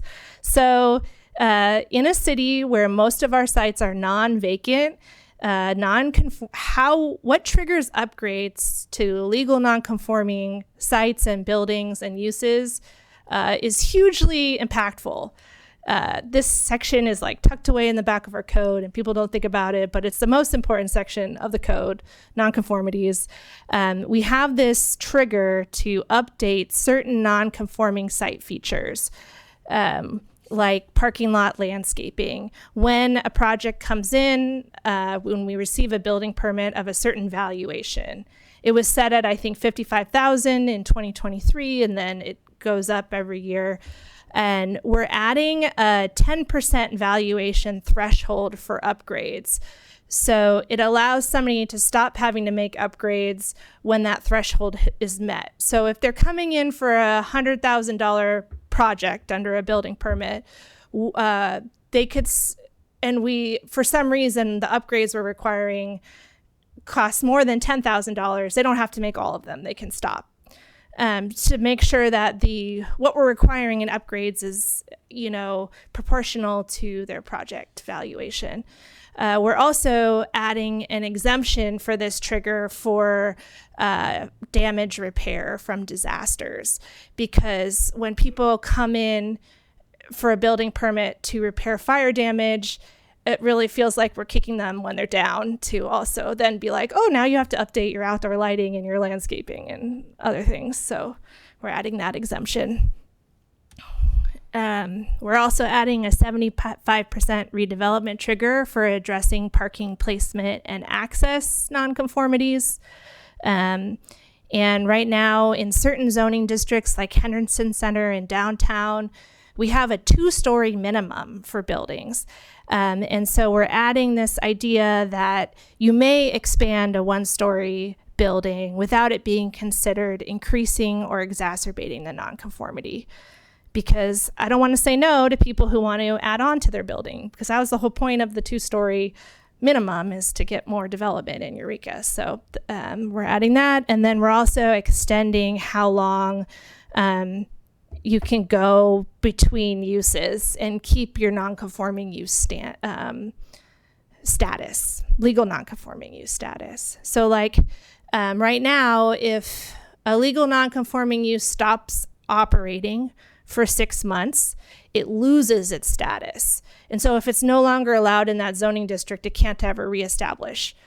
So we're extending that to 1 year, and then we're allowing for staff to give them another year for good cause, so up to 2 years. Because some buildings in Eureka are designed for certain uses, and those uses are no longer allowed, and then it's a struggle to find another use to occupy that building. So it's always a trade-off between the highest and best use and avoiding vacancy, you know? Anyway, so 3 more slides. Because there was such a long list of changes, Planning Commission had discussions about the changes at 2 meetings in December and January before they had their hearing in February. So after those 2 discussion meetings, we made a bunch of substantive changes based on Planning Commissioner's comments and public comment, which resulted in a very smooth Planning Commission hearing in February, where they voted unanimously to recommend approval of this code update per staff recommendation. And now we're at the public hearing vote, and if council votes to introduce tonight, then we'll tentatively schedule the vote on adoption for the next council meeting. For text amendments to the code, the required findings are that the changes are consistent with the general plan, internally consistent with other provisions of the code, and not detrimental to the public interest, health, safety, convenience, or welfare.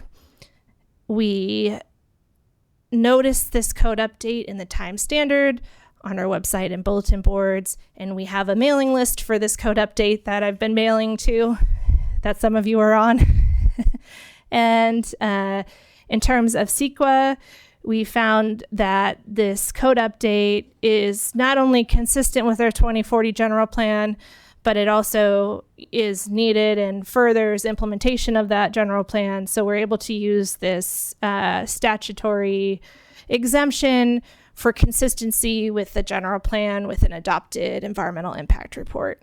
And then we also added the common sense exemption. And here is a recommended motion. Thank you. Well done. Thank you. Okay. So I do say we generally take a break at 8. I'm going to leave it up for consensus to council if you want to take your break now or if you want to do questions first. I'm okay to continue. I feel like if we do questions, we should also let the public go all the way through the item, just since there's. We'll go ahead and finish this item before the break. Thank you. Thank you for your comments. Questions? Councilmember Moulton. Thank you, Mayor. And thank you, Director Kenyon, for that thorough presentation. You got through it. It was very informative. I had a couple of questions just to clarify. So if someone has on the topic of vacation rentals, if someone has a VRBO and they don't generate the transitional occupancy tax for a certain amount of time, they could then lose their permit? Am I understanding that correctly? If council has established a cap for full unit rentals, then this use it or lose it provision kicks in. Which we currently don't have a cap. We don't have a cap currently. Am I correct in remembering the last when we had all these counted, that we were looking at like less than 1% of actual homes being the short term, the vacation rental by owners? Correct. At most, it's 1.5%. Okay. of the housing stock. So still a relatively small chunk in Eureka itself. Correct. Okay. And one other question, if you don't mind. Can you mentioned when you're talking about Henderson Center, or you're talking about the 2-story limit, you mentioned buildings that were built for a use that is no longer allowed. It seemed like you had can you give me an example? Sure. The Time Standard building across from City Hall, it has this huge area that's windowless, which is where they would print and A giant printer in there. It was like and 2 stories distribute high, yeah. newspapers. And so they left, and it was vacant for more than 6 months. And then like a drink distributor wanted to go in there. It was like a warehousing and distribution use, which is no longer allowed in the downtown.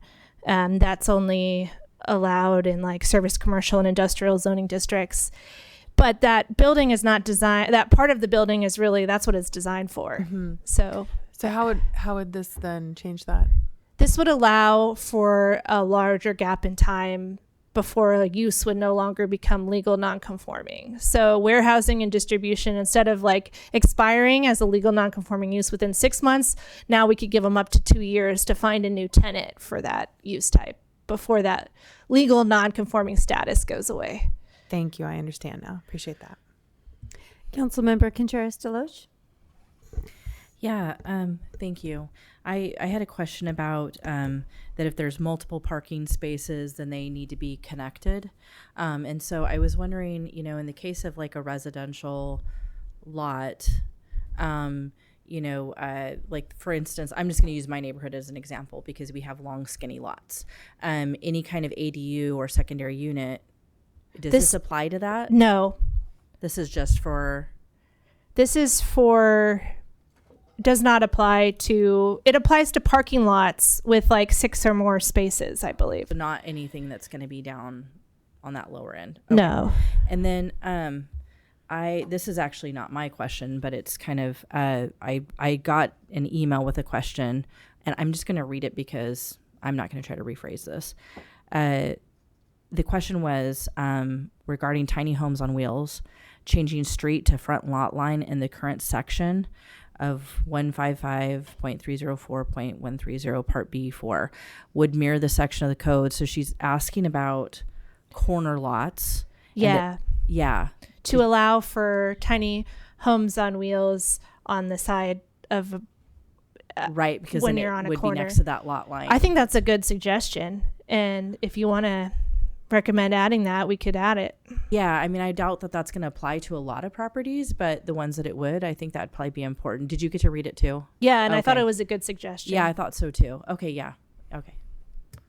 When we do that. Great. Councilmember Bauer. Oh, I'm sorry. Go ahead, Leslie. Or Councilmember Castellano. I didn't see you. I didn't, but sure, okay. Let's see. My first question was also related to tiny homes on wheels. In that, I think I saw that there's a limit to only one per lot. Right. You can only have one per lot right now. Okay.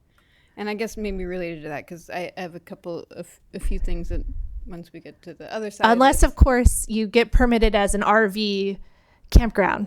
Or if it's a shelter spot. Or if it's an if it's an emergency shelter situation. But as an ADU. So right now they're permitted as accessory dwelling units in residential zoning districts. Great. But we allow more than that number of ADUs that aren't. We do. Yeah. Yeah. So we could change it to say that any ADU could be a tiny house on wheels. Okay, great. And kind of related to this, because I'll have a few, I think we'll all have suggestions on the other side, when we come back to council, to what degree of like numbers of suggestions can we make today and kind of still move forward with the process? It's almost a city attorney question. Yeah. Because if it's too big of a substantive change, we really have to go back to planning commission. But Yeah, if and it's the two that have been discussed so far right now, and City Attorney Black will correct me if I'm wrong, changing the number of or adding the geographical location, I don't think raises to that level of having to reintroduce. like Bob, if they said instead of one tiny home on wheels being allowed per property and changing that to what our current ADU allows for and having those same requirements, that's not substantive enough to say that this needs to be reintroduced.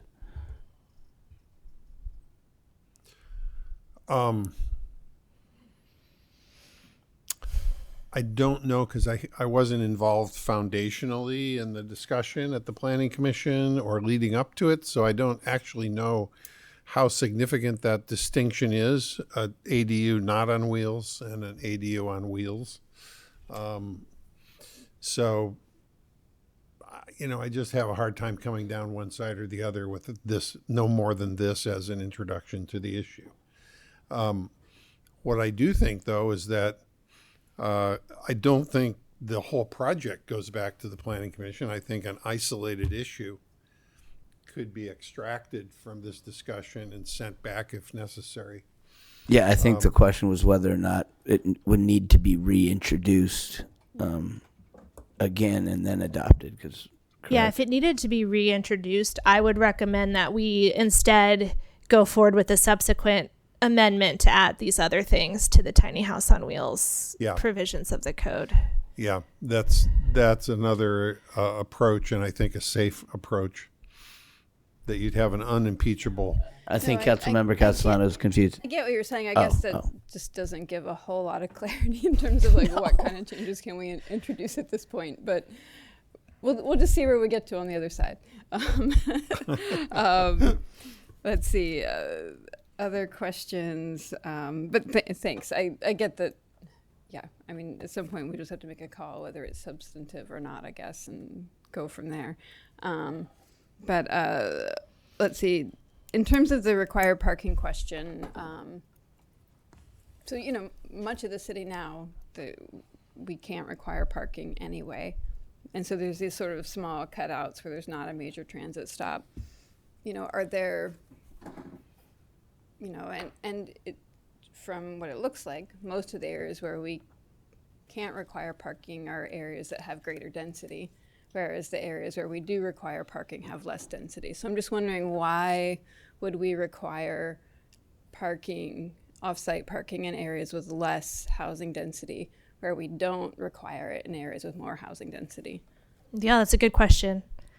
I just didn't feel comfortable, given how controversial parking is, making that change without council direction. That makes sense. Yeah, thank you. And then I live in a neighborhood commercial district, so I love that. That's my favorite zoning. And so I think just, I was curious, and I have some, I think, minor recommendations there, but, there's sort of what can and can't be in neighborhood commercial, like no office spaces. To clarify, that's for neighborhood serving commercial uses in residential zoning districts. Okay. So traditionally, with modern zoning, we zone places residential and only allowed residences. And whereas historically, there were corner markets that served residential neighborhoods. So we're saying, oh no, we should allow just certain types of commercial uses that are neighborhood serving types of uses in residential neighborhoods. Okay. Again, so that people can walk to a coffee shop in their neighborhood or to an awesome restaurant, which is possible in a neighborhood in Eureka. So, yeah, great. Yes. And then I guess one sort of clarifying question, just to make sure now I'm understanding that correctly, since I was clearly understanding it incorrectly a moment ago, is there's, on the section around live entertainment, there's a no amplified music qualification. I'm just curious, in a neighborhood commercial zoning, if amplified music is allowed or not allowed? There's no limitation on amplified music other than our overall noise standards for the city. Great. Okay, those are all my questions. Thank you. Councilmember Bauer. Yeah, I can't remember where in the 267 pages this is, but I saw there's a neighborhood information meeting when a development is constituted as large. What constitutes large, and should we define that? it's defined as adding 20,000 square feet of floor area or more. So I think I was looking at the ACGC projects in Old Town, 2nd and E and 3rd and G, and one of those is over 20,000 and one's slightly less than 20,000 square feet. I just think we've had a lot of spirited discussions about bigger developments. Should we make it smaller, or I don't know. I'm just throwing that out there as a point of discussion. I feel like at least having the information meeting would at least let people's voices be heard, but I don't know what that looks like. I'm just throwing it out there for us to think about. Back to the tiny home on wheels. I saw one of the comments was, I think it's a 1-year permit, and someone suggested 3 or 5 years. Why not 3? So right now it's a no cost annual renewal. And we just did that because it's easier to track. We have we have annual renewals for a lot of different things. And tiny houses on wheels can just roll off a lot and go away. So it's a way for us to keep track of our housing stock. So it could be that we only do it every couple of years, but we aren't charging a fee because we don't anticipate it being difficult, We just want to make sure, we just ask for a picture to see that that has a timestamp, to see that it's still there and that it's still got connections. Because we don't let you just like have a compost toilet or gray water tank. You have to, it's kind of like an RV campground of one. You have to have a little, place to hook up to water and sewer. No, that clarifies it totally. I'm good with 1 year then. I think that's fine. And then I think my last one on the renewable energy facilities, I think it's page 5, at the bottom of the zoning district box, number 6, it talks about roof-mounted renewable systems and ground-mounted located over a parking area. But let's say there's a parcel that's pretty big. There's a few. Maybe it's dozens or so. Maybe their house can't fit solar on it, and so they want to put it on the ground.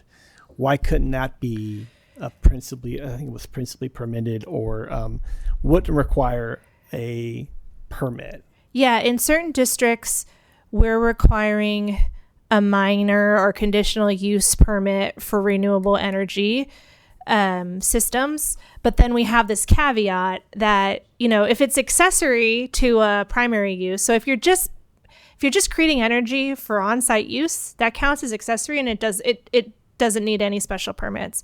And then we're also saying if it's completely on top of a roof or on top of a parking lot, then no extra permits are required either. Even if it's not accessory, if it's adding extra power for, if it's selling power or whatever it is. So that was the reason for that, and why they need a use permit in certain districts. That's a good question. Thinking about like a microgrid where your site is being used just for creating energy.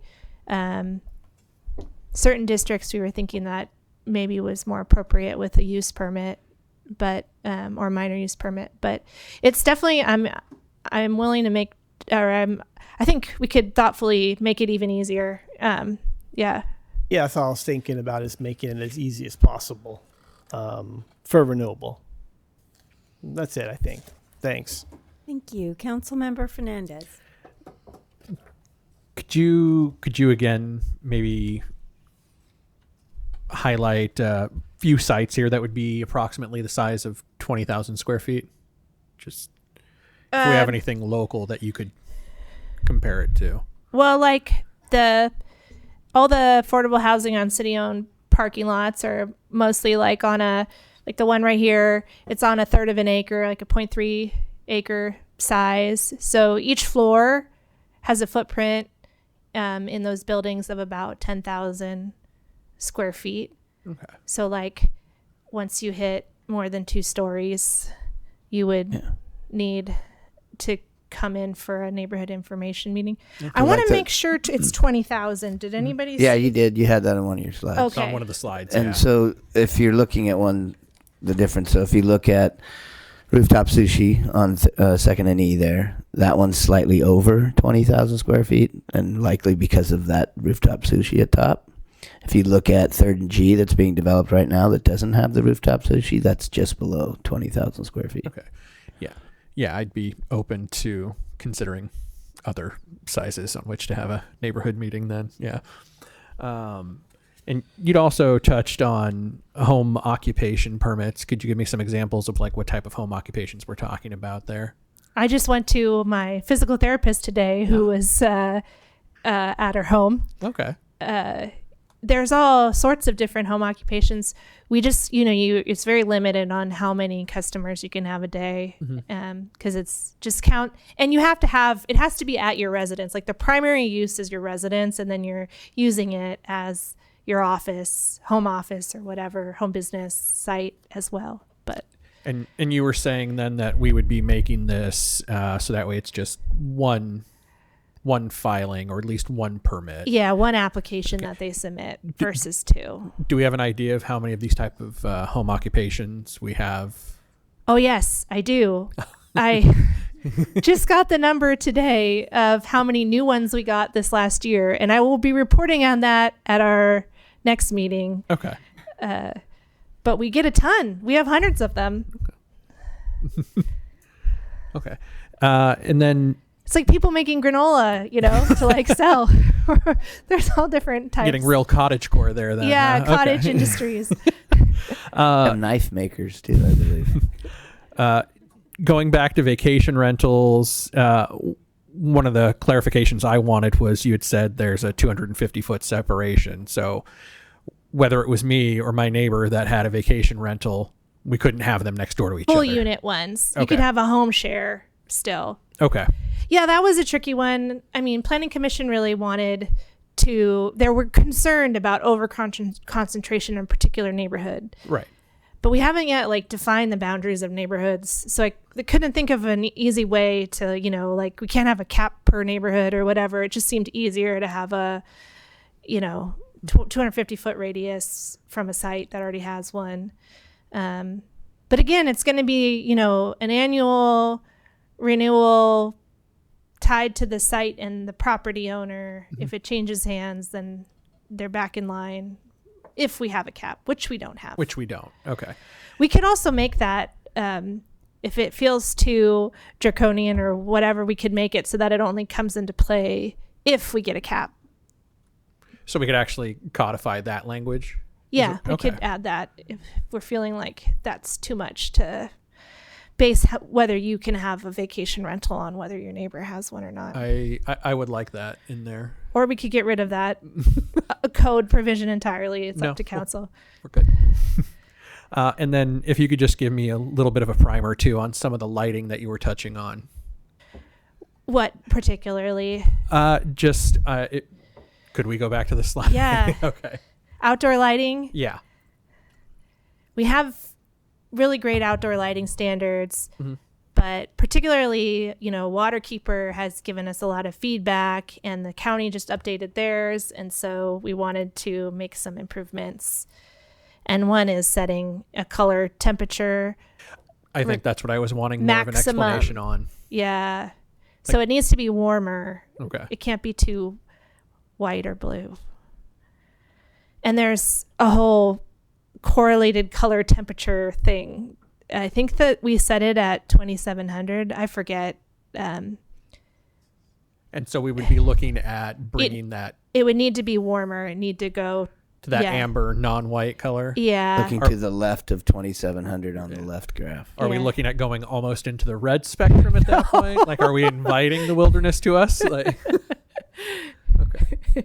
Add stricter. Okay. All right. Thank you.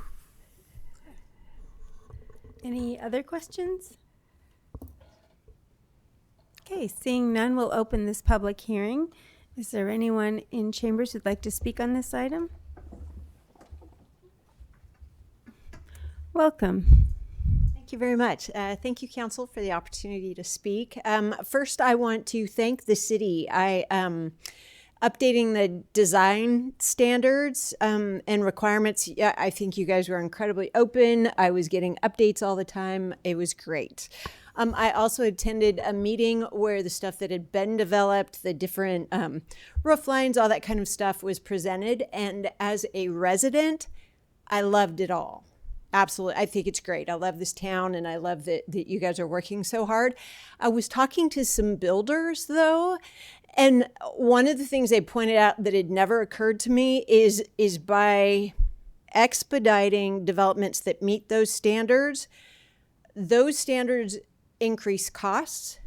And so really by default, you are expediting the higher end housing, where developers that are coming in and maybe some of those upgrades are more difficult financially, those are the folks that have to go through the entire process. So ironically, you're making it easier to develop the high-end expensive housing here in Eureka, not so much the more affordable market housing.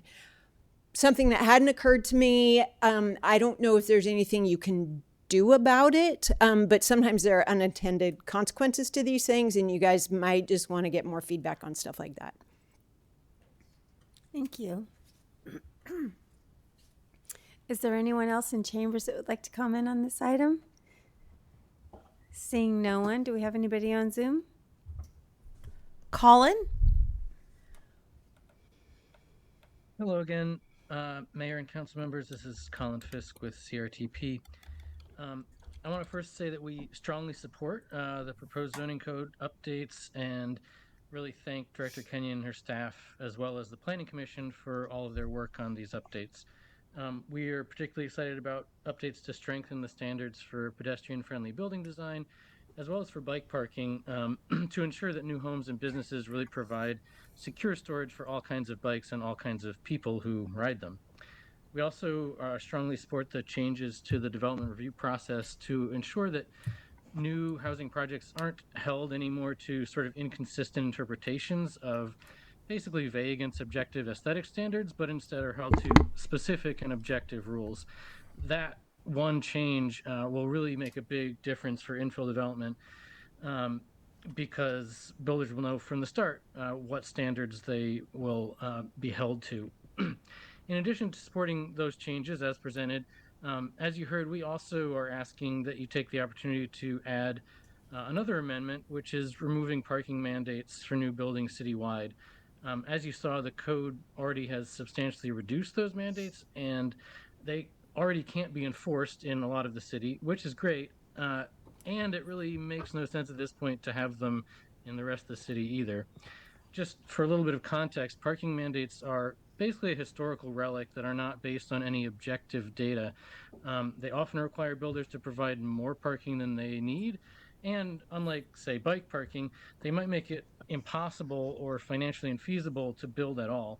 We saw an extreme example of that, as you will recall, when Measure F proponents tried to increase parking mandates explicitly in order to block new housing. Parking mandates also, I think it's worth saying, constitute a self-fulfilling prophecy of car dependence at a time when our climate and our equity policies really demand a shift towards supporting other modes of transportation. There's growing consensus that removing these mandates may be the single most effective pro-housing and pro-climate reform a community can adopt, and hundreds of communities across the country, including locally Arcata and McKinleyville, are doing that. We just think Eureka should join them. So again, we support the Inland Zoning Code update as presented. Whether or not you address these parking mandates, we think you should adopt it, but we also believe this is a great opportunity to take that next logical step to support infill development by removing these unscientific and costly parking mandates once and for all. Thank you. Thanks, Colin. I see no one else on Zoom. Great. So we will close the public hearing and bring it back to council for comments. A motion first, a second, and then comments. So you want to make a motion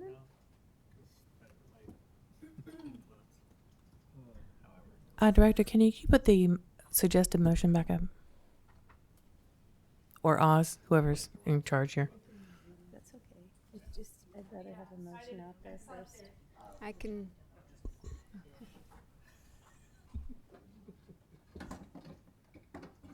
Oh, Councilmember Moulton. I move the City Council find the project exempt from CEQA pursuant to the CEQA guidelines 15183 and 15061, and waive full reading, read by title only, and introduce Bill number 1057-CS, an ordinance of the City of Eureka adopting the 2026 Inland Zoning Code update by amending various sections of Eureka Municipal Code. EMC, Title 15, Chapter 155, the Inland Zoning Code, adding sections 155.314, Large Site Development, and 155.348, Wireless Telecommunication Facilities, to EMC Title 15, Chapter 155, and repealing EMC Title 15, Chapter 159, Wireless Telecommunication Facilities. Second. Great. So we have a motion and second for discussion. Comments? Councilmember Fernandez? Yeah, sorry. I had a question that I had on another screen. I think you had forwarded us a comment from a member of the public asking about what was it? Transparency, window transparency. Could you address that any? Had to do between the 2 foot and a 3 foot minimum standard for commercial buildings. Yeah. So a traditional storefront has some opacity at the bottom. It's, an edge, a band, and then it has windows. And so this person was talking about how it's better if the windows are even closer to the ground than 3 feet. They preferred 2 feet or 18 inches. And my response was that this is just a minimum requirement for transparency and you could do more. But then they also pointed out that the figure that we have could be better if it showed the 3 and 7 feet, and they had some suggestions that I liked for updating the figure. Okay. So that's not something that we generally have to take care of. That's something that you could put into the work itself, or that's a good question. Description. Okay. Well, I don't think we have to do anything to amend the. No, I think the figures. I mean, if the response was adequate to say that that's a minimum, and if you wanted to, it could be 1 or 2 feet of opacity. Mm-hmm. But as far as the figures and updating the figures to make them more explicative or more descriptive, I don't see that being. I feel like that's a non-substantive thing I can do. Yeah. Okay. Thank you. Okay. Other comments? That answers that. Councilmember Castellano. I would like to remove the parking mandates from new buildings citywide. I think that, already in our residential neighborhoods, I mean, for one, we're a pretty built out city, so there's already substantial driveways and parking. And so I think in terms of new development, it would be good to go ahead and do that citywide.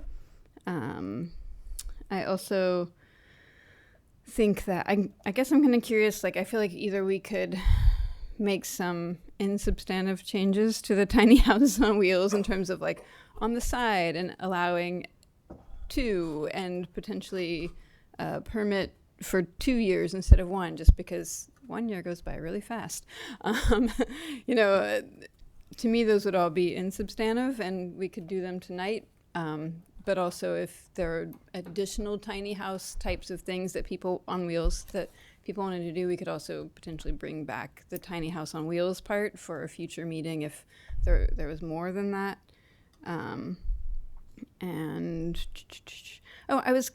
This is related to a question, but I may have missed it in the document related to non-conforming uses and because I was looking at the diagram that you put up there, Director Kenyon, and I'm curious, there's some kind of allowances that people can do in order to basically provide alternatives or provide other options if their building has a non-conforming use, like landscaping, or could you give me a little clarity on that? Sorry, can you repeat the question? A very clear question.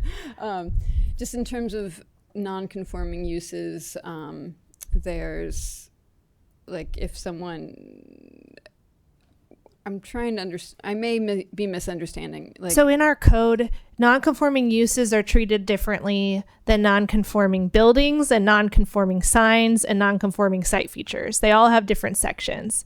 And so the first thing I was talking about was for non-conforming site features. Okay. We have these fixie-uppy provisions that if you come in for a large building permit, we require you to upgrade some of these site features that are easy to upgrade without having to, like reconstruct your building, like outdoor lighting and parking lot landscaping. that is what I was thinking. Okay, great. And I guess I'm curious about, because I don't think I saw it, but is public art one of those upgrades? We don't have any public art requirements. So if you don't have public art, there's no non-conformity. I guess I'm just curious if it could be added as a potential upgrade for a building with non-conforming use, like features, to make it. I mean, I guess we don't. What it is that if there's a standard, for instance, that you have perimeter landscaping around your parking lot, then when you come in for a building permit, we can say, hey, you need to upgrade your parking lot that has no landscaping to current standards. So that's how this works. Whereas like if we had a standard that you needed to have public art on your blank walls, then if you came in for a building permit, we could require you to upgrade to meet that current standard. We could add public art to the infill incentive permit as a qualifying benefit. And I wonder if it's already in there as a qualifying benefit. I would love to add it if it's not. And then I think the other comment is related to the like community meeting on 20,000 square feet or more. Or, I mean, I just, a community meeting, I want to be mindful of people who are developing these sites, that we're not just basically like setting them up to become like targets for like criticism, because also community meeting doesn't necessarily mean that the community can change anything at that time, so they may just become a sounding board for, I don't know, it's just something I'd be curious other council members' thoughts on, in terms of, because in my mind I was like, maybe we should move it up to 25,000 square feet. Yeah. Okay. Councilmember Bauer. No, I think, thinking about this, right? So let's say somebody wants to put in 20,000 square feet and is 30 or 40 units. Maybe we need to be clear that there will be an informational meeting before they, submit 30% design or something, so that the public can have input, because I think that's important that the public be heard, and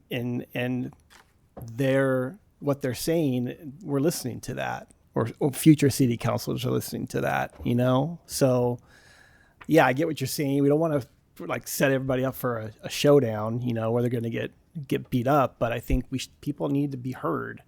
So maybe it's something like, I was thinking less square footage, like 10 units or 10,000 square feet, whichever is greater or something.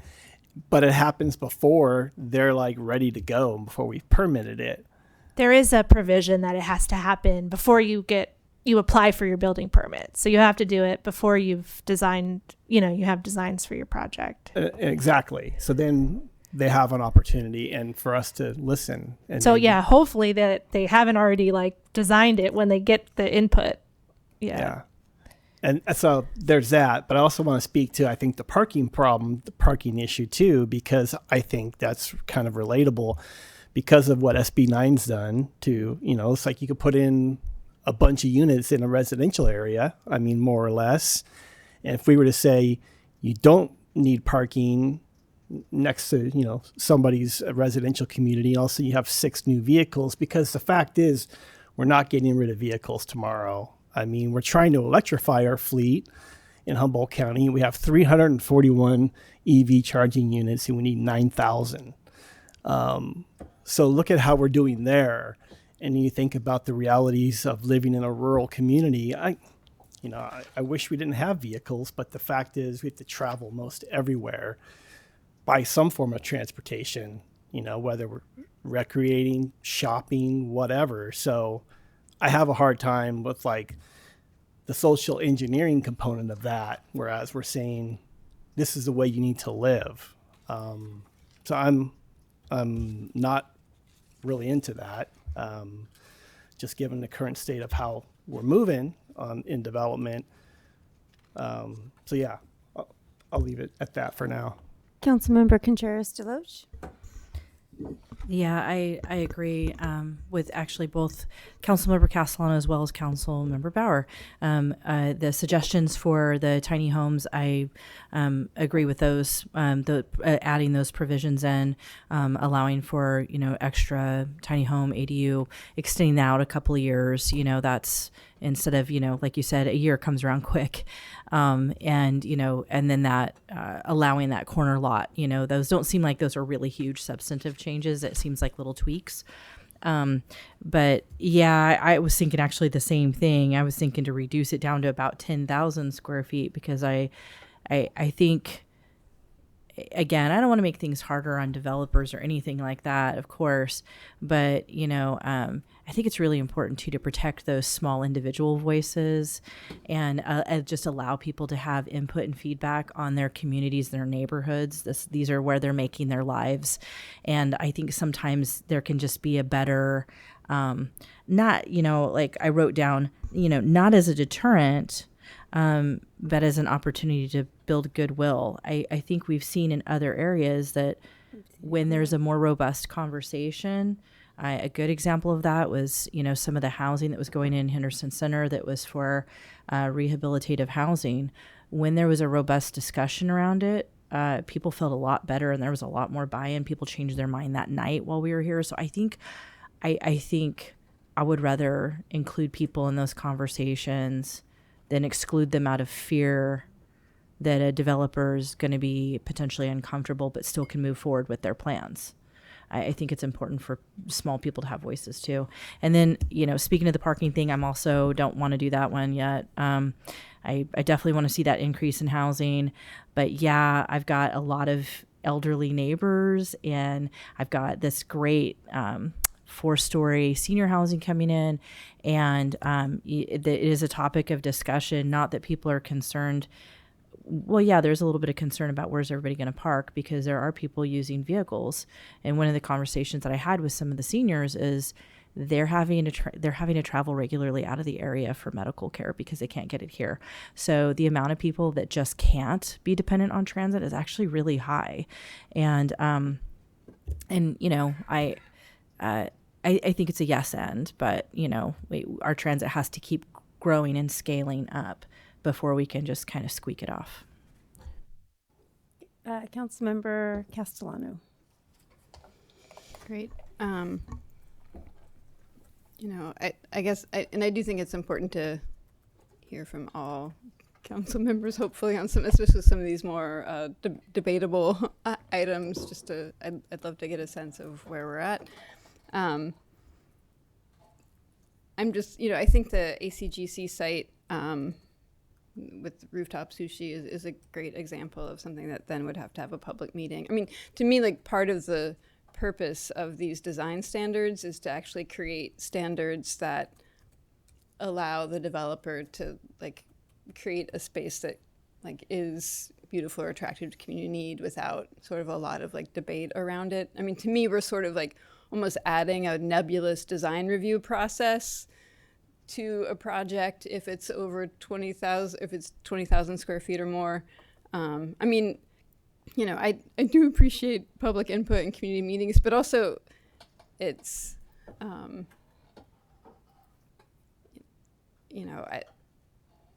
just, there's nothing in it that would guarantee that the developer would have to change anything to meet the public input. And so I just think it would create confusion for the community of saying we came and we spoke out and then nothing happened, and then would potentially create ill will towards developers or new projects. And so I just don't, I still think minimum 20,000 square feet, if not 25,000 square feet, just to, support things moving forward. I think it seems like I agree with the tiny house on wheels, and just in terms of the parking mandates. I mean, I just think that you know, I do at this point feel like holding the line there, just in terms of, again, like we're already removing any parking mandates from all of these areas. And so we're basically at this point would be saying that, but we still need parking in the areas with the most parking, which to me, there's just sort of a logical fallacy there that I don't think really makes sense. Councilmember Moulton. Thank you very much. I've got my little list here. So to the topic of tiny houses on wheels, I support rather than saying one per lot, saying the number of ADUs or equal to the number of ADUs. I would recommend like any detached accessory dwelling unit can be a tiny house on wheels. And just so I can, because there's already standards for that based on the lot size. Right. So we're not just saying blanket, you only get one. We're saying it's going to be based on these other criteria. Yes, city manager. just so we can clarify the substantive and non-substantive, I had a conversation with City Attorney Black. My understanding of what we're wanting to do with the tiny homes on wheels is to have not a one unit cap for that, but make it applicable to the same standards of other ADUs. And based on, okay, and I'm just saying based on that and our discussion that he agrees that that would not be substantive if that's the case. Good. Sounds like that's generally agreed upon. Or not that the legality of it, but that particular criteria being changed slightly. Also allowing them on the side of a corner lot, that makes sense to me. The permitting, how long before a permit is required again?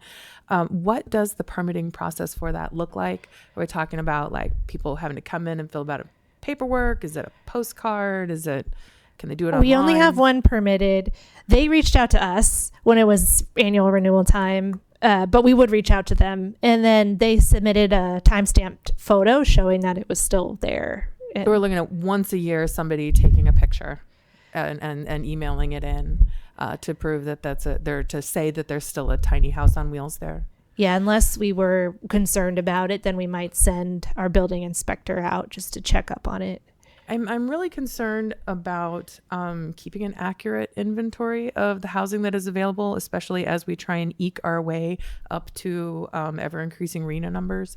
Just really keeping an eye on what is actually available. And I don't think that sounds too onerous to do that once a year, as much as I would like to encourage people to have tiny houses. As far as removing parking requirements for the entire city, I don't, and I apologize, this is a dense situation. I don't feel comfortable. I don't know enough about how the parking requirements apply to all the different situations to say that I'm comfortable removing them entirely. I don't, in theory, it sounds reasonable, but I don't know the specifics well enough to say that I'm comfortable making that assertion or that decision right now. I would point out that saying that some people, because there are people in our neighborhoods and in our community who are incapable of using public transportation, to me is a really good reason to make it easier for more people to use public transportation, so that those quick and convenient solutions are like handicap spaces. They're close for a reason. So if there's more parking, there will be more parking available for the people who need it when other people are not having to use the parking because they cannot get around on a bike or they cannot get around on transit because it's not functional or because it's not safe. So you need to make those things safe, and that should free up infrastructure for the folks who really need to use that, or really need to use a vehicle or rely on a vehicle. And I think I covered everything. Oh, meetings required for developments. Where did the 20,000 square foot line come from? I know you mentioned it. I'm sorry. Ben Noble, if you're there, can you unmute yourself?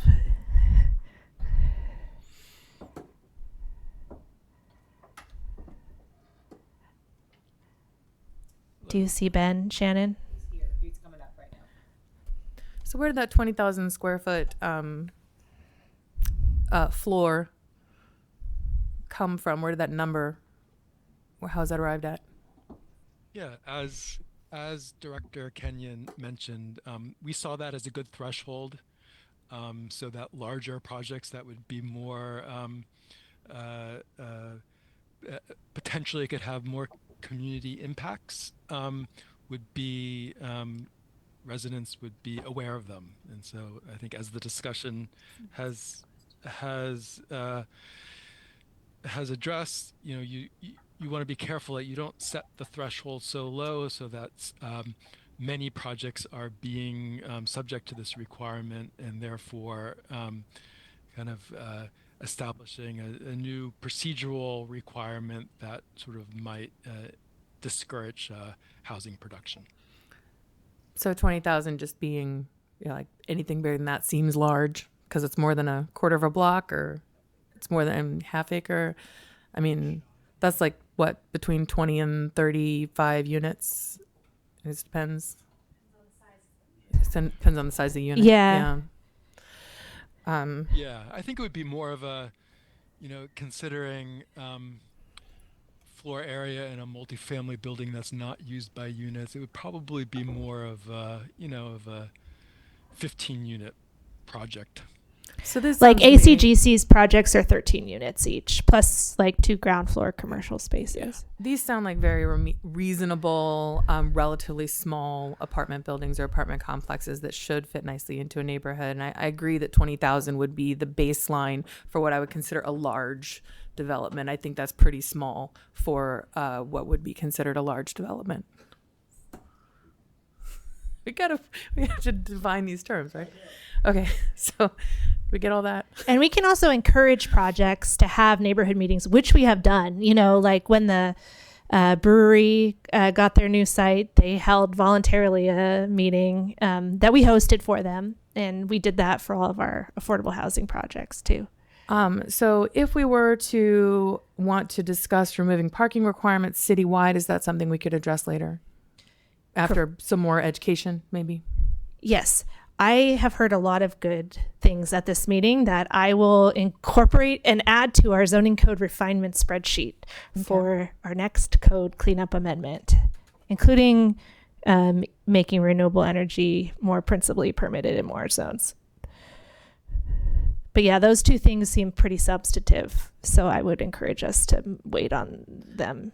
2 things being the parking permit and the changing okay. where but energy is principally. The details around ADUs and leaving the obviously that's not a change. Okay.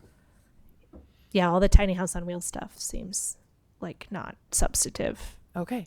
So can we call the question? Well, we do have a motion and a second. But we haven't amended any portion about the tiny homes or the tiny houses. So houses on wheels. Oh, sorry. Do we need to make an amendment for that? Okay. Somebody want to do it? Should I do it? I'd like to make a friendly amendment, adding in council's comments on tiny houses on wheels, related to having them basically have the same standards as tiny houses not on wheels, including. Do I need to say more than that, or does that kind of cover our comments? The geographical, It was any detached accessory dwelling unit can be a tiny house on wheels, and changing exterior property line to front lot line to allow them inside yards. That's what I'd like to add as a friendly amendment. And sorry, I know you're adding friendly amendments, but wasn't it also wanting to increase the timeline as well from 1 year to 2 years? No. I don't support that. Okay. Okay. Yeah, it seems simple enough. But thank you for asking. I'm hearing, and I don't need to make a motion related to bringing back the parking. We'll just okay, great. That'll be a part of the next zoning code update that Great. she'll start working on now and be ready for 2028. No, just joking. just as a point of order, do they need to say with the exclusion of these particular items or not? Not at all. I think the friendly amendment was related to the ADUs and being applicable to other ADUs and then the geographical, and that was it. I understand that, but I guess what I'm wondering, if you're saying you're adopting it, right, with that exception. We're introducing it. We're introducing it. You're not adopting the parking and you're not adopting the other pieces. That was not added as a friendly amendment. Mention that. I understand that. It's in. I don't it's in the document. The discussion was about changing. Is it- Sorry. No, what I'm saying to you is that you were saying that you wanted to remove the parking for a later date. Did I hear you No. incorrectly? No. Or you do want to just add that and keep it how it is? Okay, We're I going just to keep hear it you. as it is. There's no change to the parking, and that Didn't hear you correctly. topic's We're going to good. come back at another time. Okay, so carry on, Councilmember Castellano. That was it. Okay, yeah, I got I'll agree to those friendly amendments. Great. So we have a motion and a second with those friendly amendments. We need our second to agree. Do you agree? Yeah, I guess. Please vote. 5 yes votes, motion carries. All right, we're going to take a short break, probably 5 or 6 minutes.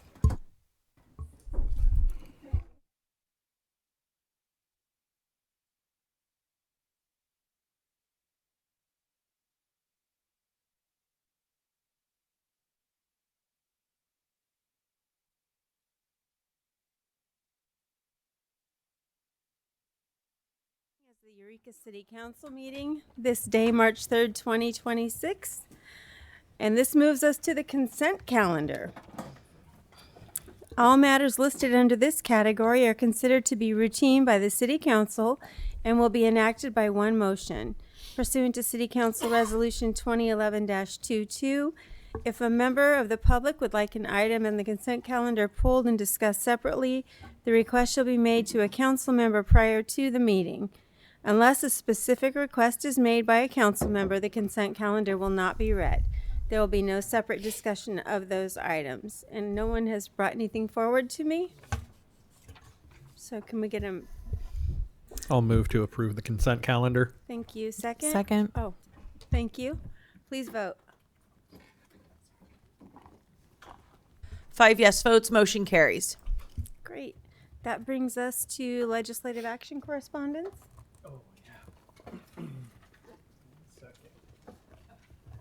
Councilmember Bauer? Thank you. Let me just get my notes together here. I have 2 bills for us to, I hope we will consider sending letters of support. AB 1761 author is Assemblyman Rogers, our Assemblyman. And it's one of those not very, for some probably wouldn't consider it very exciting, but the goal is that there's a thing called the power charge indifference adjustment, which keeps going up and up and up every year. And the investor-owned utilities, the IOUs, don't have to tell us how they come up with this number, essentially. And so price of actually providing electricity is actually going down this year, but the PCIA is going up. And so the goal is that the IOUs will have to report what constitutes that cost. Why are you wanting us to chart? And we know what it is. It's a depreciation of their assets. So gas powered plants are going down. They're losing their value because they're getting less use, because we're going to renewables. And so they want to charge the ratepayers with that, and they keep raising it every year. So his goal, it's a very simple bill so far, is to require them to tell us what is involved in that cost of the PCIA. It doesn't cost us anything. It's more of letting us know what we're actually paying for. Just introduced recently. It'll probably change a lot. Who knows if it'll survive, but I think it's worthy of our support and for our citizens. Okay. And then one more here for tonight, SB 895. This is a bill. It's called the Science and Health Research Bond Act. And so state scientists are trying to get this bill to basically, if the bill passes, it'll establish a proposition which would establish a fund to, quote, establish a foundation to fund scientific research to the tune of about $23 billion in bonds, so that paid out over time. But the goal is, well, I'll say this, it's a recognition of the federal government not really funding scientific research, or at least not what we all consider to be, science in the truest form. That's the simplest way to put it. But just trying to get it onto the ballot for us to vote on to continue to support our science at the state level, and coming up with new vaccines and ways to treat illnesses. So it's kind of a Pollyanna view. It's a hopeful thing that we can continue to fund science without federal involvement, and recognizing that federal funds are kind of not there anymore. So to clarify, is this for medical only, or is this just for scientific research broadly? No, it's for all broadly. Just a broad. Yeah. broad So brush. it, again, kind of a long shot, but I think the more we all support such an initiative, hopefully they could survive and the voters will approve. 1, 2, do you 3, think? 4, 5. All right. Great. Thank you. We have consensus. Thank you. Councilmember Fernandez. Yes. I have one, and it's likely not to be on anyone's radar just yet. Assembly Bill 1984, corporate powers. I'm sure we're all familiar with Citizens United versus the Federal Election Commission from just, 15 years ago. So our Assembly member, Chris Rogers, and co-authored by our state senator, Mike McGuire, this bill would specify that the powers for corporations to engage in ballot issues or election activity would no longer exist within the state of California. This is actually based on something that they're attempting to move to ballot in Montana. So I would ask that we support this, since I believe that this is something that as a country we've been asking for the better part of a decade. So would that be also a letter? Yes. Great. Thank you. We've got the consensus. Anything further? Corporations are not people, and money is not speech. Thank you. You're welcome.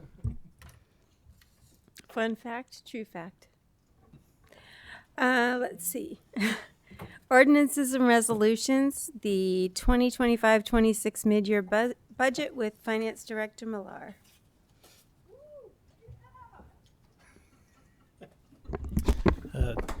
Good evening, Madam Mayor and City Council, and everybody in the audience. So tonight's report is on the fiscal year 25-26 mid-year budget. As part of this report, we're going to quickly look back at fiscal year 24-25 at the general fund and compare budget to actual to kind of see where we started the year, at least when it comes to reserves or fund balance. We're going to look at current year, fiscal year 25-26 revenues, including sales tax trends, current year expenditures, and then we're going to talk about our fund balance policy. So to begin with the 24-25 budget versus actual. So the original budget for fiscal year 24-25 showed a $1.1 million deficit, but halfway through the year, things changed a bit. Revenue went from about $43 million down to $41.8 million. This was due to a transfer of the Cape and Care operations, as well as their funding source or their grant funding. So revenue didn't really go down that much overall. It just got shifted into a new fund. The same with expenditures. That big drop was mostly driven by the fact that we were removing those two divisions out of the general fund. But ultimately, the deficit shrunk quite a bit, down to about $800,000. And then now when we compare to the actual figures for fiscal year 24-25, you can see that that deficit went in the other direction, and we ended the year with roughly $500,000 in surplus. The reason that you saw that positive variance, a positive variance is a good thing, is because when we looked at revenues, ultimately we saw a $500,000 increase due to what is called the redevelopment agency residual payments. So the former redevelopment agency had a lot of debt obligations, and as those debt obligations get paid off, and one did get paid off a couple years ago, we start to see more payments of regular property tax. That, resulted in the $500,000 increase. And then we saw another $250,000 of increase in the charges for services category. There's a lot of line items that account for charges for services. The biggest driver in this category was the zoo admissions. So I budgeted about $1.8 million in zoo admission, and we ended the year at about 1.9. So overall, we saw a positive revenue variance of about $800,000. On the expenditure side, the fact that we spent less than we had anticipated really came down to one line item, and that is the monies that we transfer for street projects. For the 2024 pavement project, the engineering department got a grant, which reduced the total cost by about $600,000. So given the fact that both revenues and expenditures saw positive variances, this kind of changed the overall picture and added about $500,000 to our reserves. So at the beginning, or in July of 24, we started the year with about 11.7 million in reserve, and then adding another $500,000. We started this July of 25 with about $12.2 million. And how that relates to our policy on fund balance, you can see that as a percent of expenditures, 12.2 million represents about 29%, which exceeds the policy's threshold of 25%. And we have a little buffer of about 3.9%. So that's it for the good news. So current year revenues. So the original 25-26 budget for revenues was about 42.4 million. We're estimating that at the end of June, that number will grow slightly to about 42.6 million. The reason for this positive variance kind of has to do with that property tax, or the redevelopment agency property tax. With that history, I was confident enough to increase those line items by roughly $250,000. And then we did see about 30,000 of net increase in other line items. But we also had some decreases. We were anticipating a new rental agreement that would bring in about $100,000 a year to the general fund. But unfortunately, due to a delay, we don't expect that agreement to be executed this fiscal year. So anytime I talk about general fund revenues, I like to pull up the pie chart, because the one thing this really shows us is that we're very reliant on one type of revenue, and that is sales tax. So when I have these opportunities to report on the budget, I do like to bring up sales tax or focus on sales tax, because beyond being the majority of our revenues, it also tells us what's going on in the economy. These are taxable sales that happen at all the local businesses. And when you realize that when business is good, we receive more tax revenue. When business is bad, those numbers go down. So that's the reason for the detour.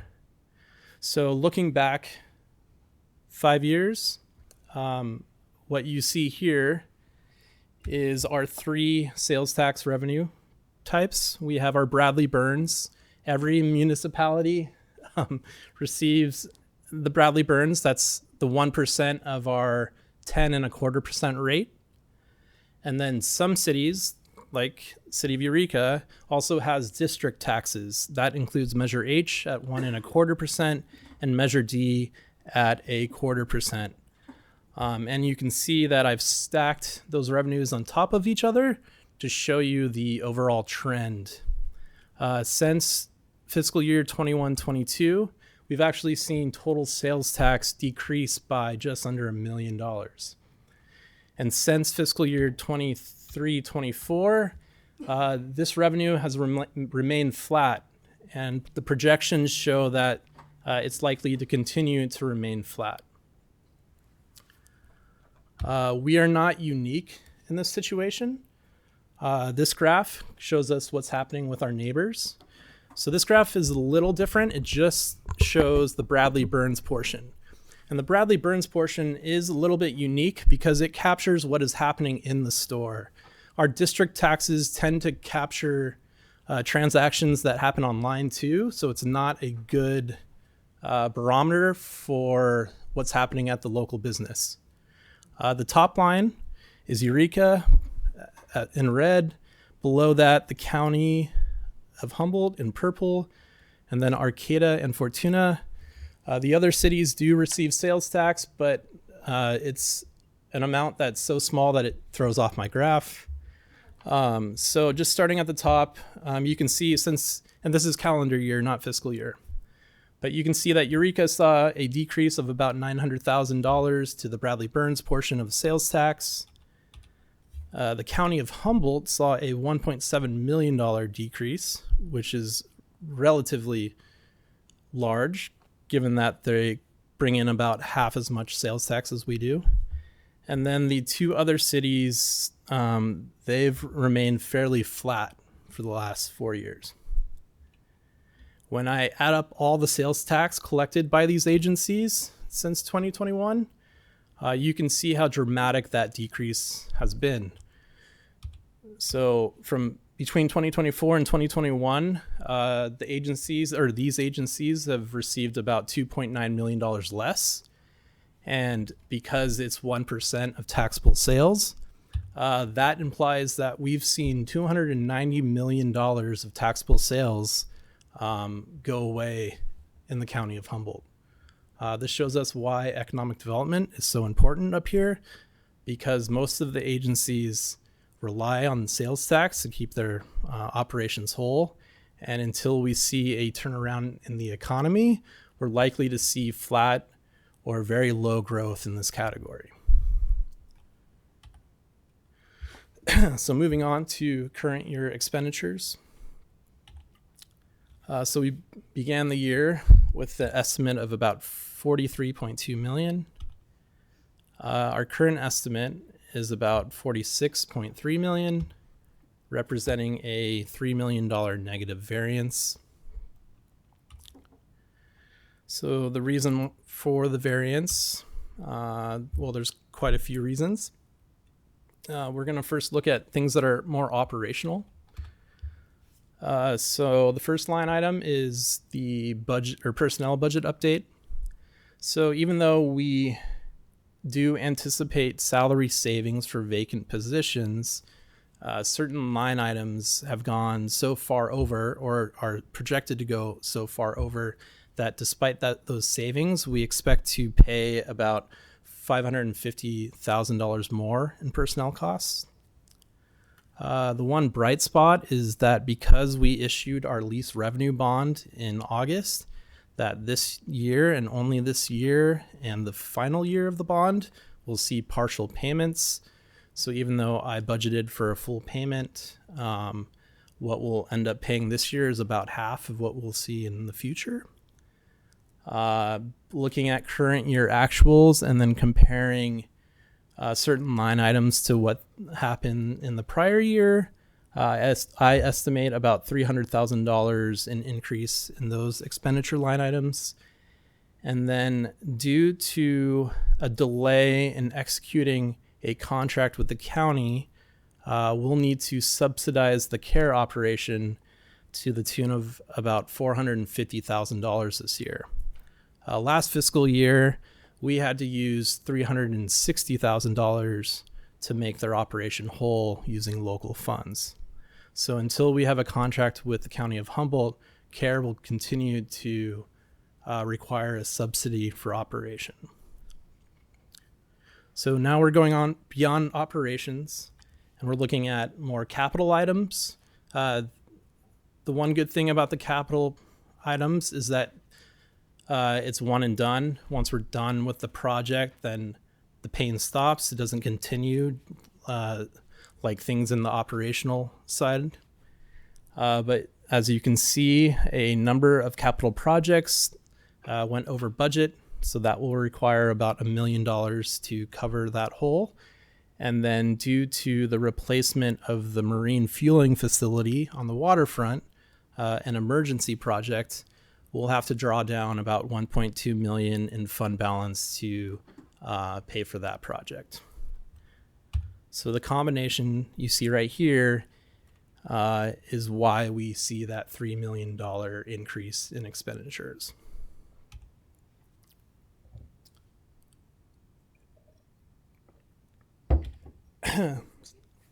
Sorry, this is a good place for us to extend the meeting. So if you'll just give me can we get a motion to extend the meeting? I move to extend the meeting until 10:15. Second. Please vote. 5 yes votes, motion carries. Carry on, Director Millar. Thank you. So now that we've reviewed revenues and expenditures, you can see the effect on the bottom line.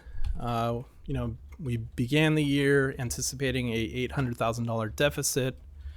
Unfortunately, that deficit is now likely to be roughly 3.7 million. And how does that affect fund balance?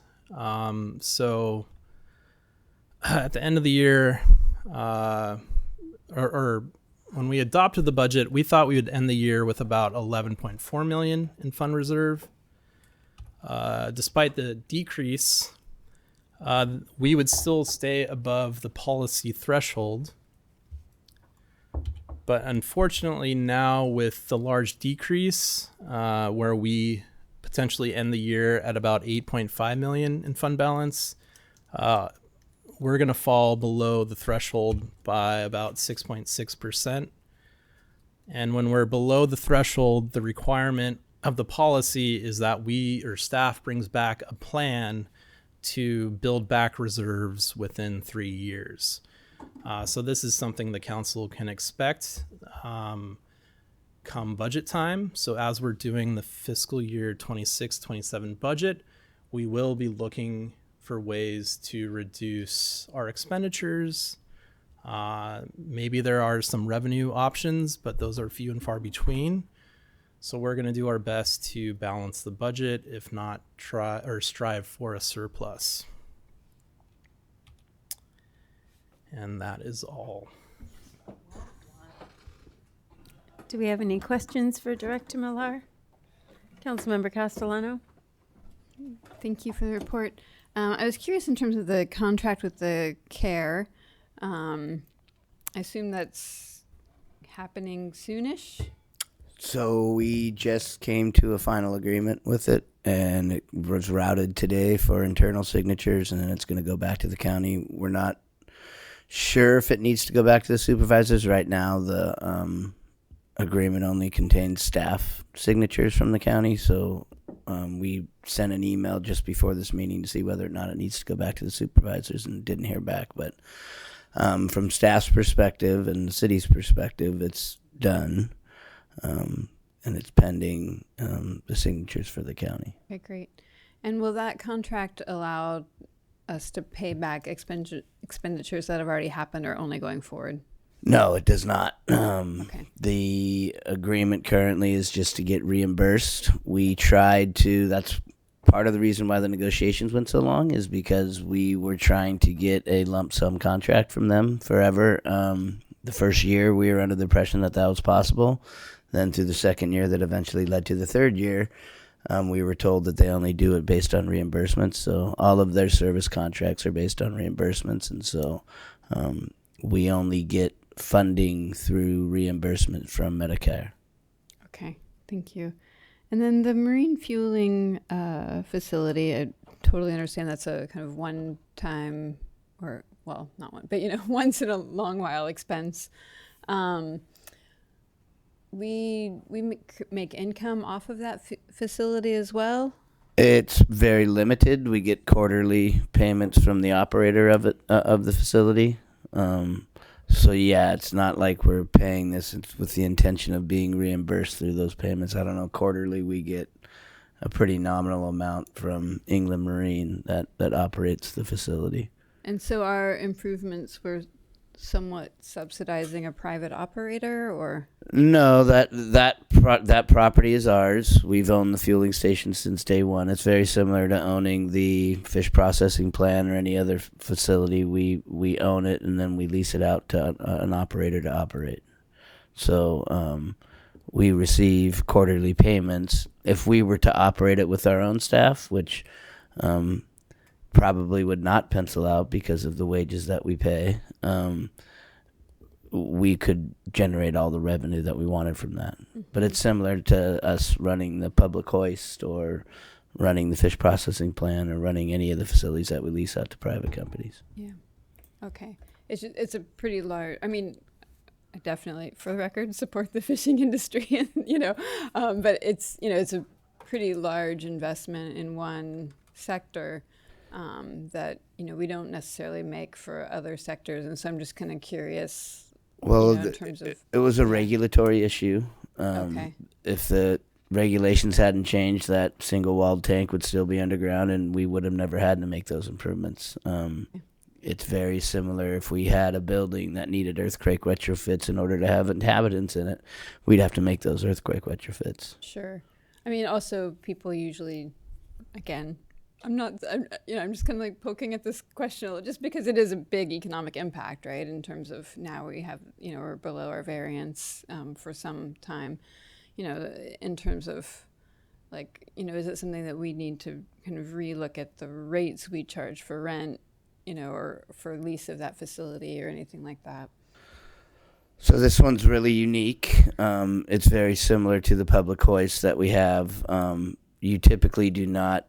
So for the public hoist, what we do is we get a certain small percentage per pound of offloaded fish that gets offloaded by the hoist operator. So we get a certain percentage of their revenue quarterly from the gas that they sell. There's not a month-to-month rent lease on it. It's based on that we get return for funds, and that goes back into the harbor fund. Okay. And would it make sense to increase that percentage? We could. I'd have to look at their lease. I'm pretty sure it ends in 2030, but I could double check on that. But that lease has been in place. It's with England Marine, who used to be there. Prior to that, they've been the operator for decades. So we could look at that for sure. I think one of the issues we have, similar to the ice plant and similar to the public hoist, is finding an operator that has the ability to maintain it. That's one thing that benefits us significantly when the dispensers have issues, when they have issues that are routine maintenance, they have the staff with the knowledge and ability in order to fix it. Our current staff doesn't, and finding another operator that could do that, I think with the fueling facility would be more likely, but some of these other ones are much more difficult. Yeah. Okay. Just things to think about. And then, do we need to do anything new in terms of just like employee recruitment, just to support having a more just employees available? I think we've done really well in that. As a matter of fact, I think we've done better than since I've been here for 20 years in all of our departments. That's for sure.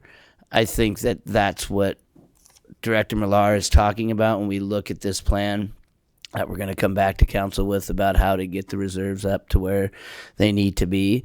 That's with the idea that we're still going to be able to give COLAs to our employees that we've done for the past 6 years, I believe, and make sure that we can keep that in place so that we can maintain our retention.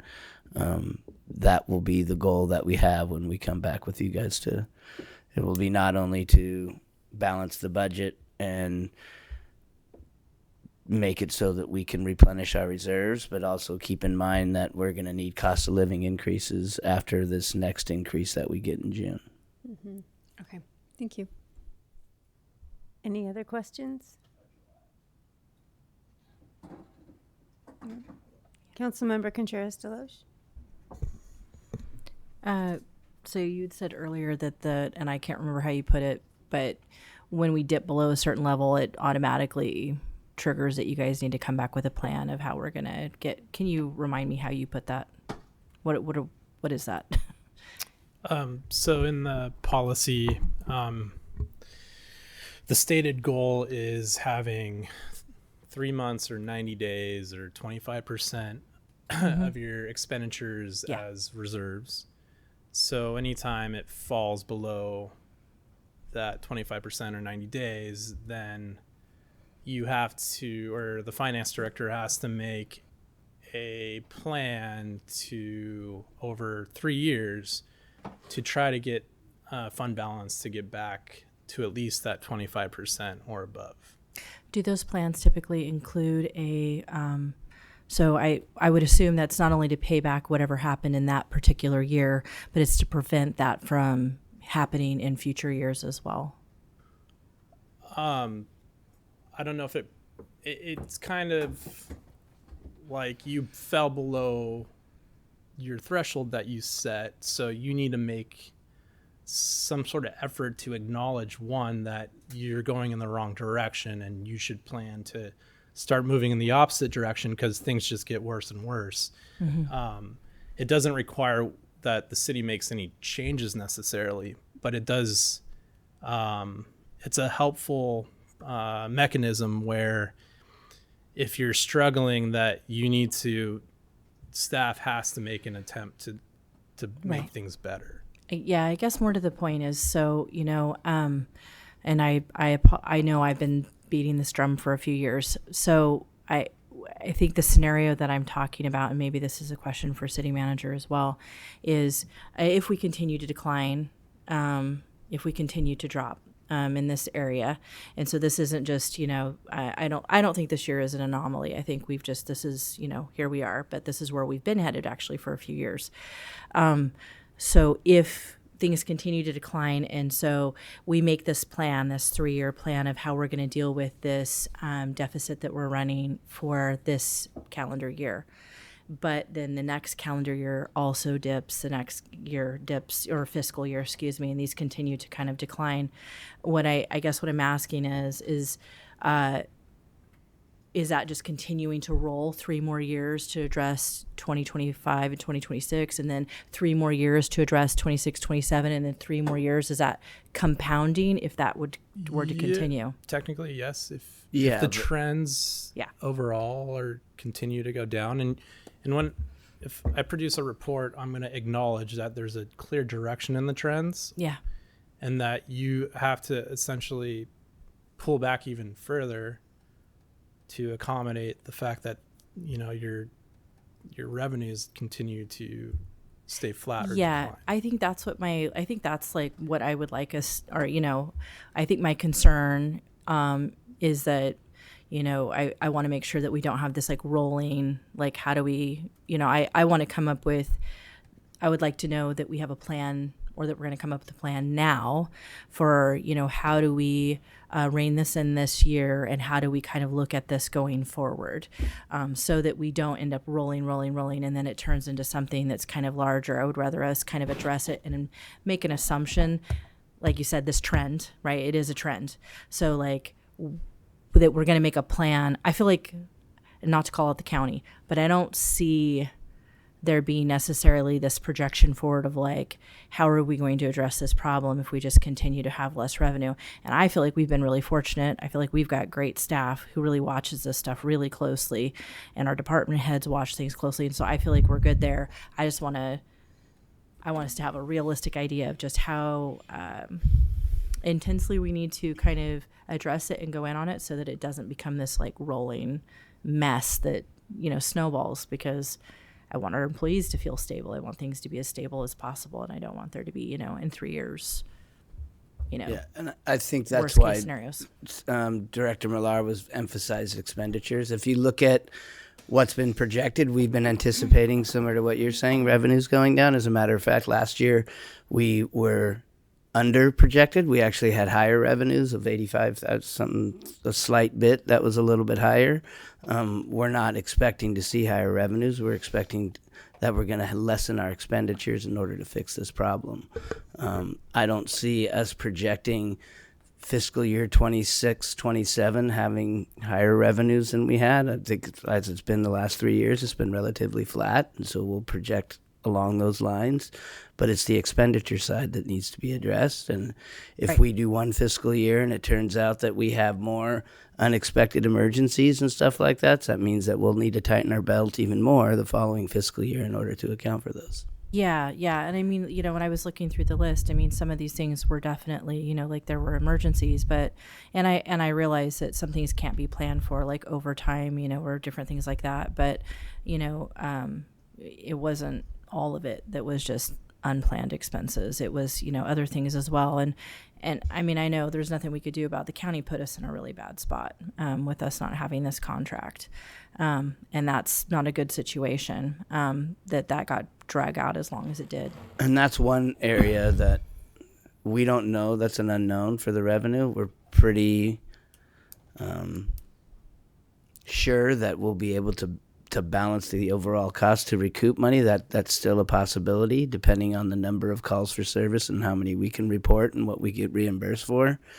So there is a possibility on that but it's not going to break the bank. I mean, if we're looking at that deficit of $500,000, I think that we'll be able to get that operationally from year to year. But whether or not we can get more than that to make up for some of the other costs we have, we don't know. But we're not having that expectation on the revenue side. It's making sure that the expenditure side is dropped to. Yeah, I agree. It's the expenditure thing that I'm concerned about. Okay, thank you. Okay, if there are no further questions, we'll open this item up to public comment. Is there anyone from the audience, from the public, who would like to comment on this item? Seeing no one, is there anyone on Zoom? I see no one on Zoom. I'll bring it back to council for a motion second and any more discussion.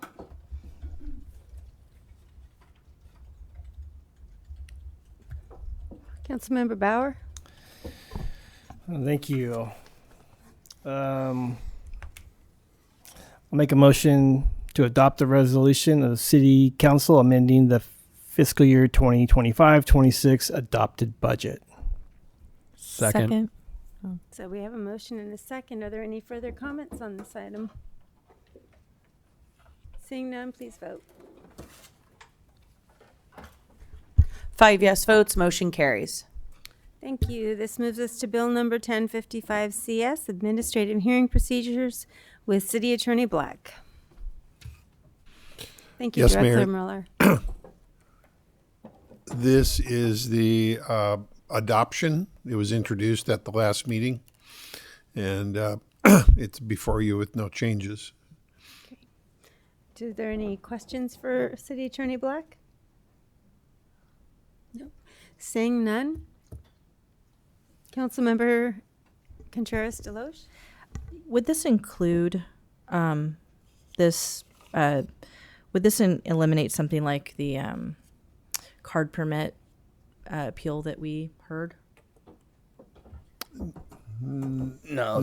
So right now, this is just setting up the process as Deputy City Attorney Holt discussed last time. This is setting up that process, determining which of those functions this process will be used. Will be coming back to you guys. Okay, thanks. At a later date.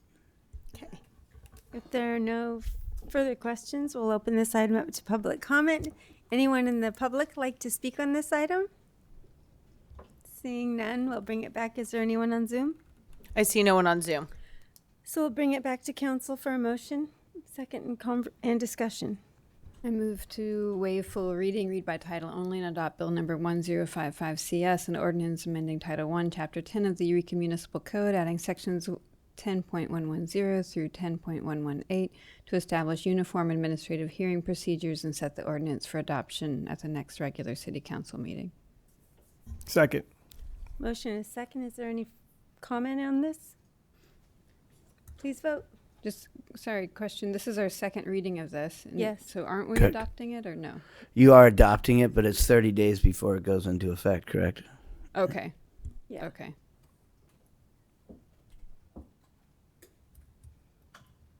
Five yes votes, motion carries. Great. This takes us to Bill number 1056 CS, Eureka Energy Committee with City Manager Slattery.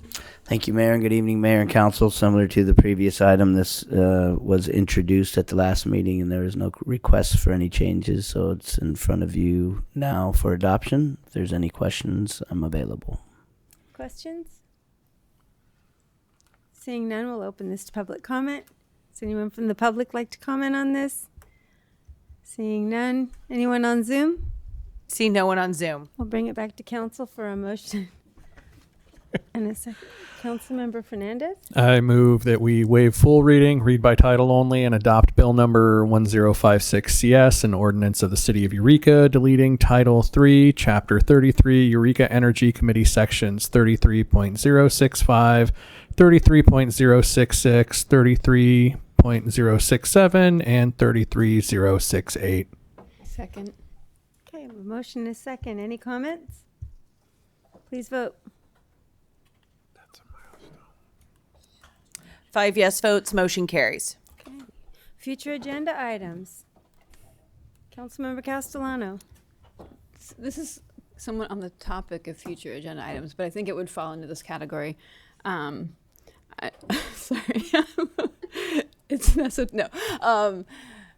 I'm curious. Okay, everybody knows it's I'm closing in on my last year on council, but so I'm kind of curious just in terms of like what's the schedule of future agenda items, and also relatedly like sort of what are the ones on, like sometimes I lose track of the ones that have been brought up over the last year, and so just sort of like what's the stack, like where are we on queue with future I have agenda my items? list. What? You're wondering what the queue is for the future agenda items that have been requested it'd be before. great to just kind of see a list of like what's on the list, because Okay. we don't know, like maybe I should be like writing them down every week so I can remember, but sometimes I lose track. I write them all down, and I can provide that. Do you want me to go through what I have? Do it right now. Okay, so I can send that out to council about what we have on the docket just related to future agenda items, and I'll send that out to council, and with a guesstimate as to when they'll be brought forward. But yeah, even just like sort of the general order in which we might be hearing them. Thank you. Councilmember Contreras-Deloche. Yeah, along those lines, I just wanted to get an update. In October of 2025, I had brought up the Emergency Streets Protocol. We all thumbs up it. And then in January of this year, we also discussed it, January 7th. And I just was wondering where that was at, especially in light of our discussion around traffic accidents tonight. So that was one of the ones on my list. And this Operation 101, we wanted to get further in development into that, and then the engineering department will look into the Emergency Streets Protocol and see what kind of overlap that there is with that. And then also I have an understanding of our complete streets and what we're doing with complete streets. So we've been discussing that at department head ever since. Could you clarify? Clarify. I'm sorry, I was asking for a timeline, and that was a lot, and I just wasn't totally clear. It seemed like you were saying it was dependent on a lot of other moving parts. It wasn't, well, it's somewhat dependent. We didn't want to overlap with the Operation 101 because there's a lot of stuff about safety related to that.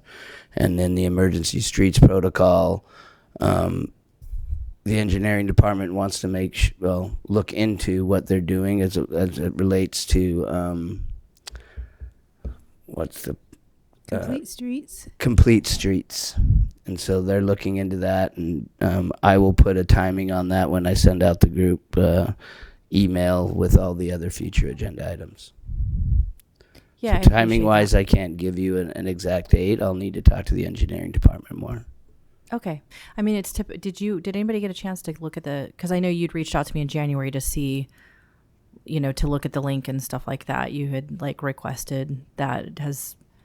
Yeah, because usually it's kind of PD related, traffic enforcement related, and so I just. Well, there's a lot of engineering. The vast majority of it is engineering and not enforcement related. So that's why it's after there's an accident, and that's why it's in engineering. So when we were looking at it initially between the October and November date in January, the link wasn't working, and that's when I contacted you. And then when we went back and looked at it, the link was working. And so since then, they've been looking into that, and we'll add that to the list and give a better date on when it'll come forward. Anything further? Well, seeing none, we will move to city manager reports. ADU financing program update. Thank you, Mayor, and good evening again, Mayor and Council. So this has been a long time coming, and I want to introduce Special Project Manager Topolewski, who's been assigned and is working with our housing folks and our finance folks, and he's going to give an updated project timeline for it, as well as where we're at in the process and what you can expect to see coming in the near future. Thank you, Project Manager Topolewski. Thank you. Excuse me. Good evening, Mayor and Council. Like Miles mentioned, I'm Riley Topolewski, Special Projects Manager, and I'm here to talk about an exciting project, the Eureka Builds It Accessory Dwelling Unit Financing Program. Before I get started with the presentation, I just wanted to throw some kudos out to Swan Asbury, our Economic Development Manager. She brought us this far, and I'll be taking over for her. So without further ado, how do I advance it? Is it down there? Right one. There it goes. Off to a smooth start. So the Eureka Builds It Accessory Dwelling Unit Financing Program. Our goal is to increase housing by providing assistance to property owners at every step of the ADU process. Another goal is it's going to be a primary collaboration between planning, building, and finance departments with a few other players involved. Eureka Builds It aims to increase ADUs in Eureka and streamline the process by providing a current list of design professionals, simplifying the permitting and construction process, and providing financial incentives for homeowners wanting to build ADUs. Eureka Builds It is a unique opportunity because, as we all know, Eureka needs more housing. On that note, there are approximately 6,000 single-family residential properties in Eureka, all of which will accommodate some type of ADU. And on a positive note, ADUs can add much-needed housing without drastically altering the character of Eureka that we know and love.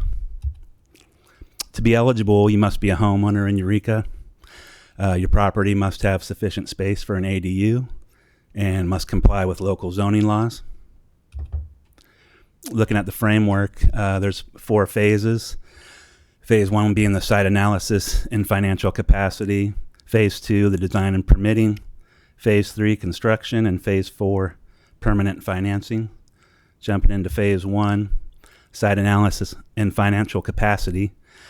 An applicant will work with development services staff to explore every potential ADU development option for their specific site. Simultaneously, the applicant will be working with the finance department staff to complete a mortgage pre-approval to help determine a financial capacity.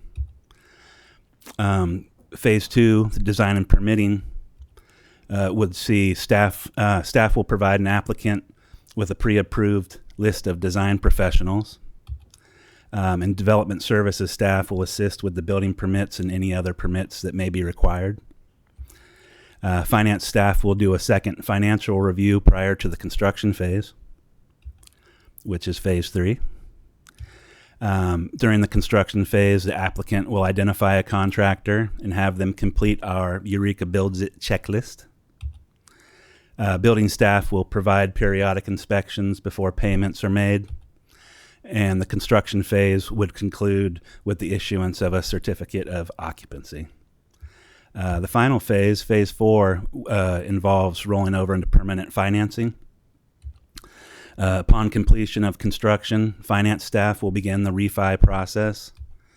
And then based on the HUD income limits, the applicant may be eligible for low-rate subsidies or principal forgiveness. The cost of staff time will be added into the financing package, and the finance department will identify multiple financing sources, levels of subsidies, and options for applicants. Diving further into the financing aspect, the objectives are to provide development opportunities to individuals who cannot obtain traditional financing, to use subsidies as an incentive to encourage affordable housing options, and to minimize the financial risk to the city by maximizing outside sources of financing.